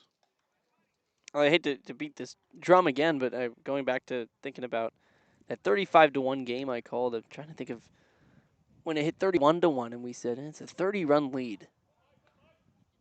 I mean, that's just kind of incredible. That's insanity. Fastball misses low and in. That's never going to... The sport of baseball might never see that again. Certainly a rarity. Last year, the season high in runs for Walnut Creek was 24-0, like I mentioned earlier when you asked me what the biggest blowout I've called is. That was against the Seagulls. 3-0. There's a strike from Saeed, his first in 2026 with Walnut Creek. Bullpen gets in on the excitement. Bench is loving it, yeah. Hooting and hollering. Hitter friendly to Aikawa. Mooser at first. 3-1. Fastball, similar spot. This time just towards the outer third, but the count loads full. Parker Jr. pinch hit for TJ Woodson, takes over at third base in this inning.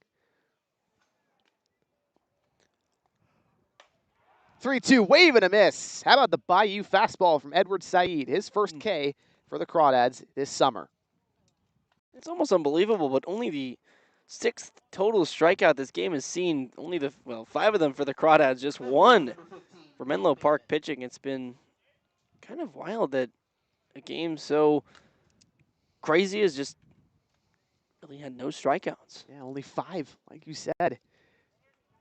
First pitch to Bateman. Runner goes. Coupland's throw wide. Gets past Ramos, who was covering from second. Also a defensive change. Carlisle goes to short. Ramos to second. Either way, it's a stolen base for Mooser. And 1-0 at the dish to Bateman.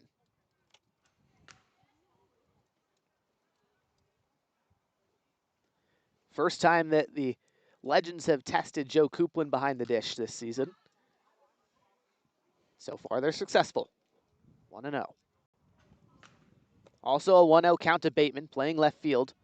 Replace Isaac Fendel. 1-0 pitch popped up behind home plate. Coupland a chance to grab it. Tracking it down, moving to the right, just past his glove.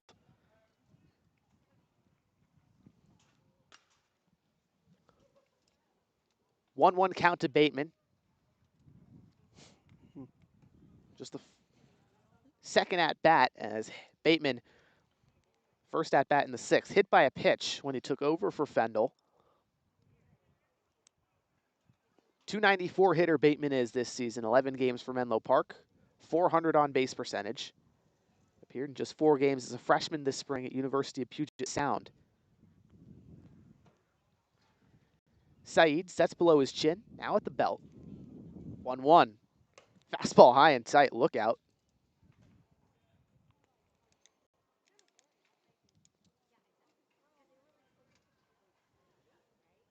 RBI chance for Bateman and the Legends. Mooser at second. Saeed turns and delivers. 2-1. Fastball just high. 3-1. 3 straight 3-ball counts. Only 4 strikes thrown. Trying to settle back in. You know, it is hard to do that right after a couple months off. Yeah, exactly. He's had almost 2 months off. 3-1. Fastball hit in the air. Shallow right. Over is Ronson from first to make the catch.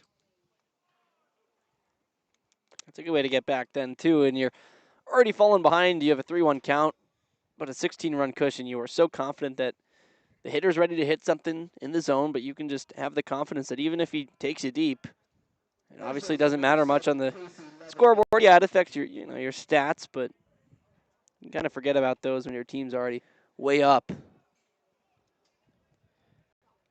Here's Levitt McGee for the 4th time today with a plate appearance. 0 for 2 with a walk. Saeed facing his 2025 Crawdad teammate. Misses upstairs with the fastball. Levitt McGee 4 for 4 with 2 doubles and a home run his last game against the San Francisco Seagulls on July 2nd. 4 runs driven in. Hitless today, 1-0. Wave and a miss on the fastball. Coupland's throw to third. Mooser trying to steal, not in time. Parker Jr. laid down the tag, just wasn't quite there. 2 stolen bases for Ethan Mooser now. Both in this inning. Legends trying to manufacture runs any way they can. 2 outs, top of the 8th. 1-1, Levitt McGee takes a fastball high and outside. Saeed, looks like the fastball a little bit faster than 89 miles an hour, which is kind of the scattering report last season heading into this summer. It's got good ride, if nothing else. It's definitely got action. 2-1, check swing, foul ball over the third base dugout. 2-2 to Levitt McGee. And it can't be a fun at bat as a lefty. He kind of takes his stride step towards that left-hand batter's box, but the pitch maybe still, goes over the outer half of the plate. But if you're a lefty, it looks like he's just going to be throwing the ball right at you. And Levitt McGee hasn't looked super comfortable, especially not on that one, which did come inside. 2-2, Levitt McGee belts it down the right field line. Fair territory, extra bases. Levitt McGee chugging around first. He'll head into second. Now going over to third. Throw from the corner. Perez not in time. Stand-up triple. Casey Levitt McGee. Mooser scores on the RBI. Continues to swing a hot bat. Didn't have a hit yet today, but of course the outstanding performance last game now grabs the triple. Don't see a lot of those in the CCL in general. No, you don't. But now it's number 6 on the season for Menlo Park. Crawdads only have 2. It's only 3 teams with 2 or fewer. It's the 6th of the season for Menlo Park. 19-4, Crawdads still lead here in the top of the 8th. 2 down. And Levitt McGee 90 feet away from being the 5th runner of the day. Madrigal from the right side to the dish. First pitch, he swings. Fastball fouled back. 0-1 to Madrigal. First at bat of the day. Second, pardon me. Had a single back in the 6th inning. Pinch hit for Ethan Jackson then. But was out. Was not called out. He was just stranded after Ovale hit into the double play. 0-1 off the end of the bat. Also off the lead foot of Madrigal. Foul ball. 0-2. Right-handed catcher kind of took his time, stepped away from the right-handed batter's box. It's not fun to resume an at-bat after that. Just lingering in your mind that you still feel it. But then you have to focus back in on a guy who's throwing upper 80s, maybe low 90s. And it's a cruel sport sometimes. Very much so. 0-2 to Madrigal. Saeed trying to get out of the inning. 0-2 curveball, hammered the other way, foul.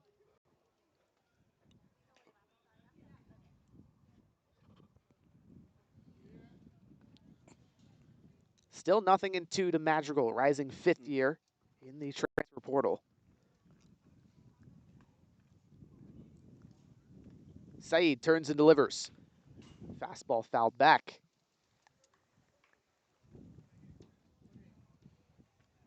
Madrigal, 5 hits in now 8 games for Menlo Park, including the single earlier today. 2 of those 5 extra base hits, so entering the contest, slugging percentage was .800. 0-2 again, another curveball just off the end of his bat. Noah Zirkle certainly working on these foul balls. He's been the Got hit by one. pitcher in the dugout retrieving the foul pitches for Walnut Creek. Someone just tossed one at him. Yeah, they The did. heck? Yeah, and still Riley Winchell throwing a bullpen. Craziness today. 0-2, wave and a miss. Second strikeout of the day for Edward Saeed. Gets Madrigal to bite on the curveball. That'll do it. Top of the 8th to the home half right after this. Midway through the eighth.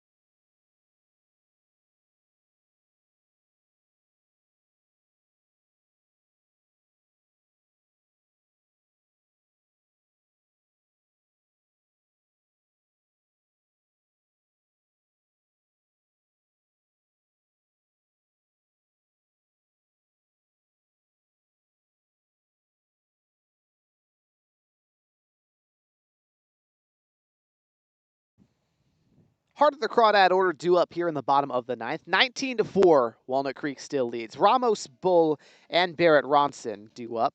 Ty Clappin took over from Christian Duarte towards the end of the 7th, recorded the final 3 outs. A line out to Kevin Parker Jr., then a double play, 8-5, excuse me, when Moss lined out. First pitch to Ramos, slider inside, strike 1. Ramos 2 for 4, a pair of singles, but his last 2 at-bats, a line out and a fly out.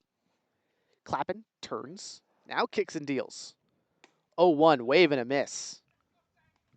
Another breaking ball. And Ramos in an 0-2 hole, started at shortstop, moved to second base last half inning. Clappin looking for a put away. 0-2. Another breaking ball in the dirt. 1-2 to Ramos. Bull is on deck, who's also 2 for 4. Ramos also has 2 RBIs. His second single in the second drove in a pair. 1-2. Check swing, breaking ball outside. Appeal to first. No, he didn't. Count even at 2. Clappin trying to be the last pitcher. Well, not really. He wouldn't want to be the last pitcher that Menlo Park uses. They'd love to go to the 9th, at the bottom of the 9th. Right. Tied or potentially leading the game. 19-19, right? They've got some work to do. That they do, but in all likelihood, Clappin will be the last pitcher that the Legends use here in the bottom of the 8th.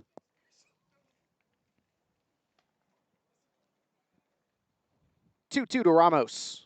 Another curveball hits the elbow guard. He's out. He stuck it out. Yeah, that's going to be a strikeout.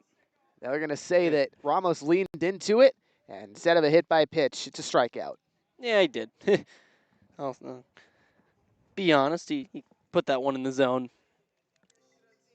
I've gotten so attuned to that. They really are on top of it now.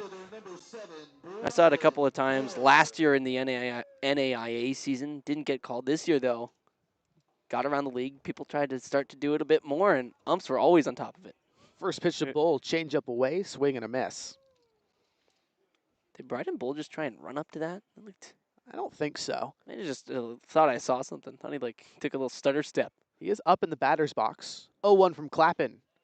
Curveball sits knee high, strike 2. Yeah, I think it's just his load looked a little odd out of the corner of my eye.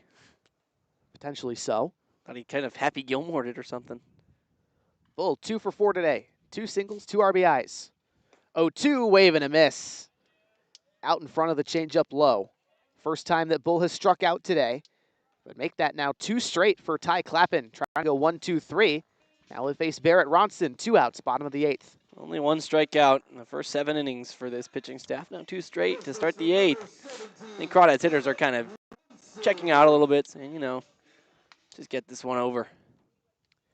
Ronson 1 for 2, doubled in the 7th. Clappin turns, kicks, and deals. Curveball away. And I don't blame him. Now, this has been a long game. The Crawdads have led the entire time. Well, since the bottom of the first, technically, because they're the home team. But it's been all Walnut Creek all day long. 1-0. Ronson takes a curveball, similar spot, this time called a strike on the outer third. You got to think it's getaway day. They got a long way to go tomorrow. Hop on the bus, and when they get off, it's time to get ready for a game in SoCal. 1-1. Ronson off the end of his bat, dribbled to second. Aikawa collects, throws sidearm to first, gets it done. Crawdads retired 1-2-3. We'll head to the top of the 9th. Olsen trying to shut it down for Walnut Creek.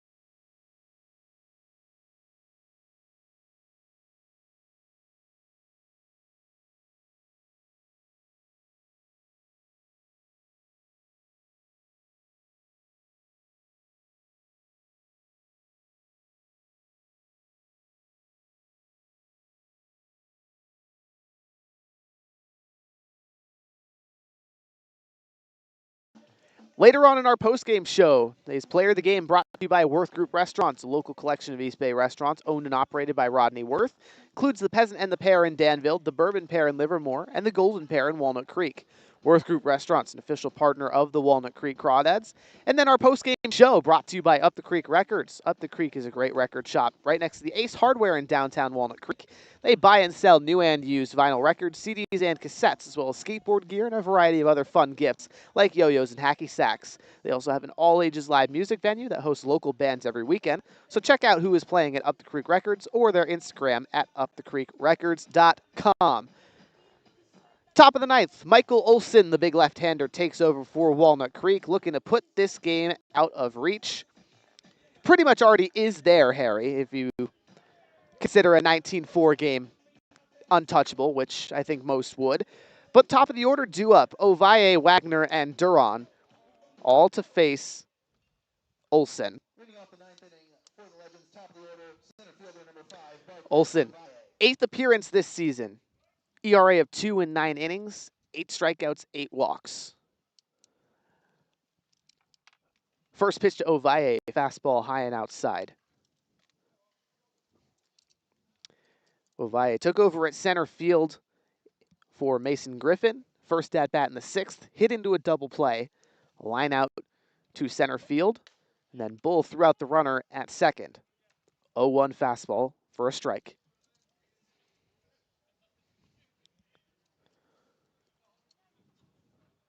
Olsen, 2-pitch guy, fastballs and a curveball. Goes the fastball on the 1-1, popped up towards first, foul territory. Ronson makes the grab. 3 pitches, 1 out in the top of the 9th. Paul Wagner, the third baseman, hitting from the right side with a chance to get a 1-out rally going.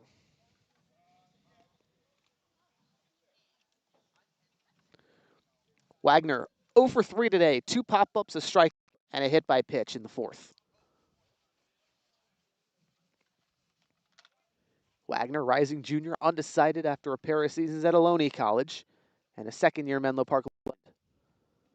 1-2, hard chopper to third, foul.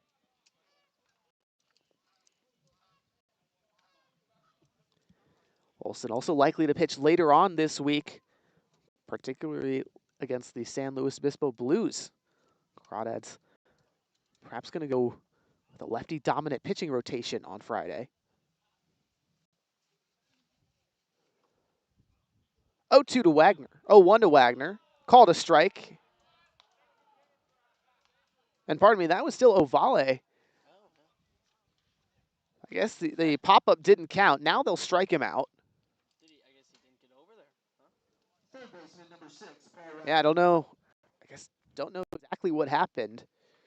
It looked like it was pretty simple on the pop-up. Anyways, now it's Paul Wagner up. First pitch he swings, belts it. Left field, Pulasic to the wall. Pardon me, to the track, a couple feet in front, makes the catch. Yeah, no carry there. Really sounded good off the bat. Looked pretty good. Dugout thought so for the Legends, but really didn't have legs under it. After the flyout, Legends down to their last out. Ryan Duran, the designated hitter, is 2 for 2, 2 for 4. A pair of singles and an RBI.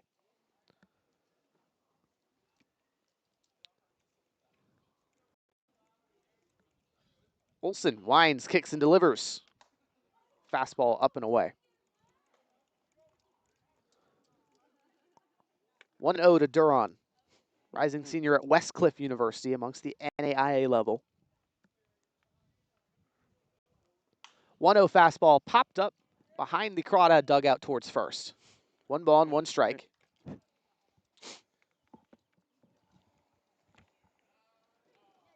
Crawdads jumped out to a 14-0 lead earlier today through 2 innings, 6 in the first, 8 in the second, and Legends added 3 in the top of the third. 1-1, Duran takes a fastball upstairs. Then Walnut Creek added 1 each in the 4th and 6th innings before 3 more in the 7th to sit it at 19-3. Legends added 1, top of the 8th. It's remained there since. 2-1, check swing. The home plate umpire says he went around. Thought about appealing to first, but decided didn't need to. With that, 2-2, Legends down to their final strike, trailing by 15. Olsen kicks and deals. Fastball flared away the other side, out of play. Yeah, I don't think we're seeing that big comeback that we maybe jokingly forecasted. Yeah, probably not. Wind is picked up, the clouds blowing in from the bay over the hills. That's cold. Very. Getting chilly. 2-2. Fastball hit in the air, deep center field. Bull tracking back towards right center and puts it into the glove. Had to really range over to his left, but ends up making the play regardless. Crawdads send the Legends packing 1-2-3 in the top of the 9th. And there it is, number 150 for manager Brent Cummings. We'll take a break, go to the postgame show where we're going to bring in manager Brent Cummings for an interview right after this.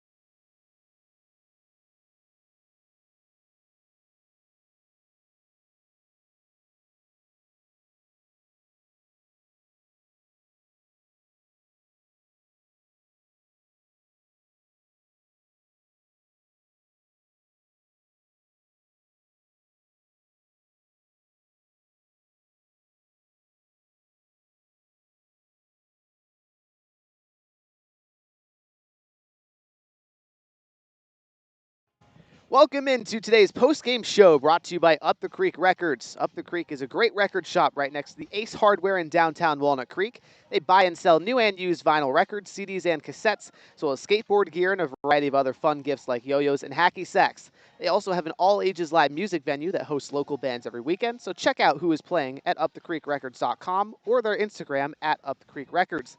Let's check out what's been happening up the creek. And first off, we'll start with today's Player of the Game interview brought to you by Worth Group Restaurants, a local collection of East Bay restaurants owned and operated by Rodney Worth, including the Peasant and the Pear in Danville, the Bourbon Pear in Livermore, and the Golden Pear in Walnut Creek. Worth Group Restaurants, an official partner of the Walnut Creek Crawdads. Walnut Creek fans, please welcome in today's Player of the Game, manager Brant Cummings, who has officially won his 150th game with the franchise. First of all, Coach, congratulations. The emotions you feel right after this game, a win like that. Well, first off, I'm trying to figure out who's padding the numbers here, because as far as I'm concerned, I might have about 37 wins. But Give or no, take. it's well, first off, it's surprising. I had no idea, and secondly, it's cool that we get to accomplish this here at home, and the kids get to celebrate it a little bit, and you guys have given me a little bit of recognition, so I greatly appreciate that. This is a fun experience, and I think the whole ordeal, if you will, is emblematic of all the people we've been able to bring here, including folks like you guys, as well as, of course, the players on the field. I think that the celebration is for everyone who's been here for the last 6 years, and so I'm very, very thankful for all of those people. Where did you think you were at wins-wise? Because you said you didn't think you were at 150. Did you I- shoot over or under? I would say under. Okay. I honestly hadn't thought about it. It makes sense now if you look back on 6 years, yeah. But I hadn't considered it, hadn't calculated it, not at all. So I appreciate you guys keeping track of that. I won't see now. I want to go back and figure out how many wins I have since I've been in this league. That would be difficult. Yeah. Because the Pearl stuff is all gone. Yeah, I gotta look through some of my spreadsheets. I think some people kept some of that stuff, so it's cool and feels good. So I'm glad to share this again with you guys and all the kids. It's almost 2 years to the date, by the way, since win number 100. It was against Alameda on 7/11/2024. 13-4 win. Wow. Well, okay, so here's the problem. There was no announcement that day. Yeah, the guy that was doing it was bad at his job, whoever that was. So, Okay, so let's see. All right, I got it. Got it, yeah. Throughout A momentous occasion. Yeah. Throughout these 6 years, Coach, what has kept you driving for greatness like this? Just the opportunity to show people, to showcase this organization, these players, and to work with guys like you, and it just I say this all the time, and I've said it to you guys a few times. Everyone who comes through the door here and plays a part in this deserves a competitive team every year. And so that's my goal, is to at least have all of you guys feel good about our product on the field. And I think there's pride, and there's also the commitment to, I don't want to use Al Davis's old line, commitment to excellence, but commitment to doing the right things. And so that's very, very important. And so I'm glad for that. Mostly it's been, on the field, the W's and L's, it's because we've had good players. To summarize it, that's what it is. So, but it's a good feeling. 150 wins in. You scored 19 runs today. Really special lineup put together today. Yeah, I don't know. I'm trying to remember what guy sat down with me and twisted my arm to write those names in that particular order. No, of course, you get all the credit today, ladies and gentlemen. Austin Oda. And Charlie. Charlie was in there. I was there. You were calling the shots. if I'm being Yeah, honest. exactly. Austin Oda. You are secretly the player of the game. Yeah, if you really think about it. Yes, I unequivocally. I mean, as a tandem, though, you guys work together so well. What is it about the chemistry that both the two of you have that's created such an excellent experience for the players and the interns involved here in Walnut Creek? It's his zaniness. It has nothing to do with me. It is his joy for this sport, um, his energy, his attention to detail. He loves the sport. He pays attention to all the different nuances and angles and numbers, and so that energy helps us make decisions in many cases, especially with regards to selecting players to hopefully get them to come here. But the relationship's a great one. He's been here now since 2022, and we've had a lot of fun, a lot of success. Yeah. Kind of on the same note, the kid to my left. I mean, he took it over right last year, and I don't think we would be in. I don't think we could be in a better place than we are with him as well. Now, what can you say about about this kid?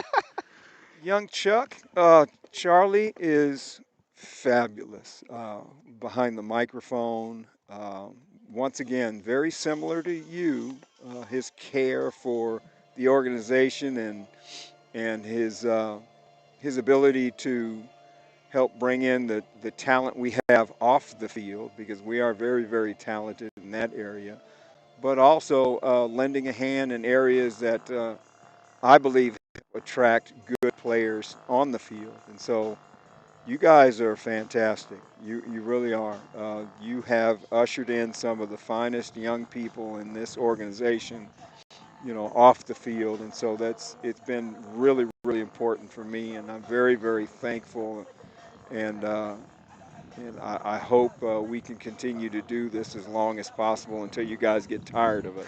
Well, thank you, Thank you. Coach. Yeah, it means a lot. Do you have a favorite win? Oh, wow, that's a good one. You got 3 if you need to. One's too hard. You've got a lot of them under your belt now. Um, well, if I got 3, Yeah, go for it. it was pretty cool in 23 when we swept Healdsburg going down the stretch. We won one here, and then we went up there and beat them, and then we come back here and uh, and beat them. So that was awesome. I would say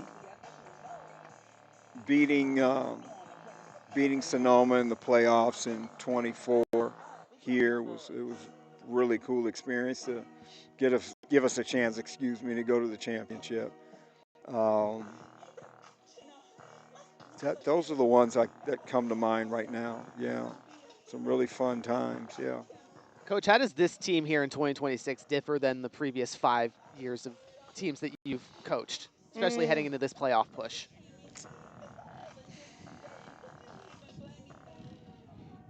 I I think we are really good defensively. We play really good defense in the infield.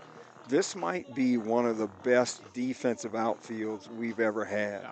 And we've been fortunate. We've had some really good athletes out there, but as a group, I don't think we've had one as talented as these guys are on the defensive side. Now, they are good offensive players, no doubt, but you put Dylan Perez and Bryden Bull and Shane Aldridge and Daniel Plastic out there, and those guys run them down. They do, and they make our job easier on the mound. And our infield play is fantastic. Coach Cheney talks often about we have 4 shortstops, which we do. Kevin Parker, Peyton Rolls while he was here. Now um, uh, Lucas Carlisle, and then you throw in Elijah Ramos, excuse me. Those guys, and TJ Woodson, they can all play all 3 positions between second and third, and they really play them well. So I think that's one of the differences is this might be the best defensive team we've had. Yeah. That being said, where do you think this team can end up in terms of the postseason? They have a chance to go really far in this thing. It's just a matter of do we rattled off, I don't know how we did it, 13 in a row, then we lose one, then we come back today and win one. I think the major component would be to not sustain any long losing streaks. We win one, lose one, then win another, maybe one or two, and not have anything like that. But we're good. I think we're a really good team. Are we the best team in the league? Probably not, but we're good enough to finish in the end and have an opportunity to win it. Winning it all is very, very difficult, but I think we have a chance. We do. I just hope we can sustain some of our play. Well, thank you very much for your time, Coach. We appreciate you coming in here for the post-game interview. Thank you, Crawdads fans, for paying attention here on the Walnut Creek Streaming Network. For Harry Setrakian, for Austin Oda, who joined us here on the post-game show, our producer, Jack Brooks, Charlie Limoncelli, signing off. We'll be back tomorrow on the road at Arroyo Seco, 5:35 p.m. Pacific. We'll see you all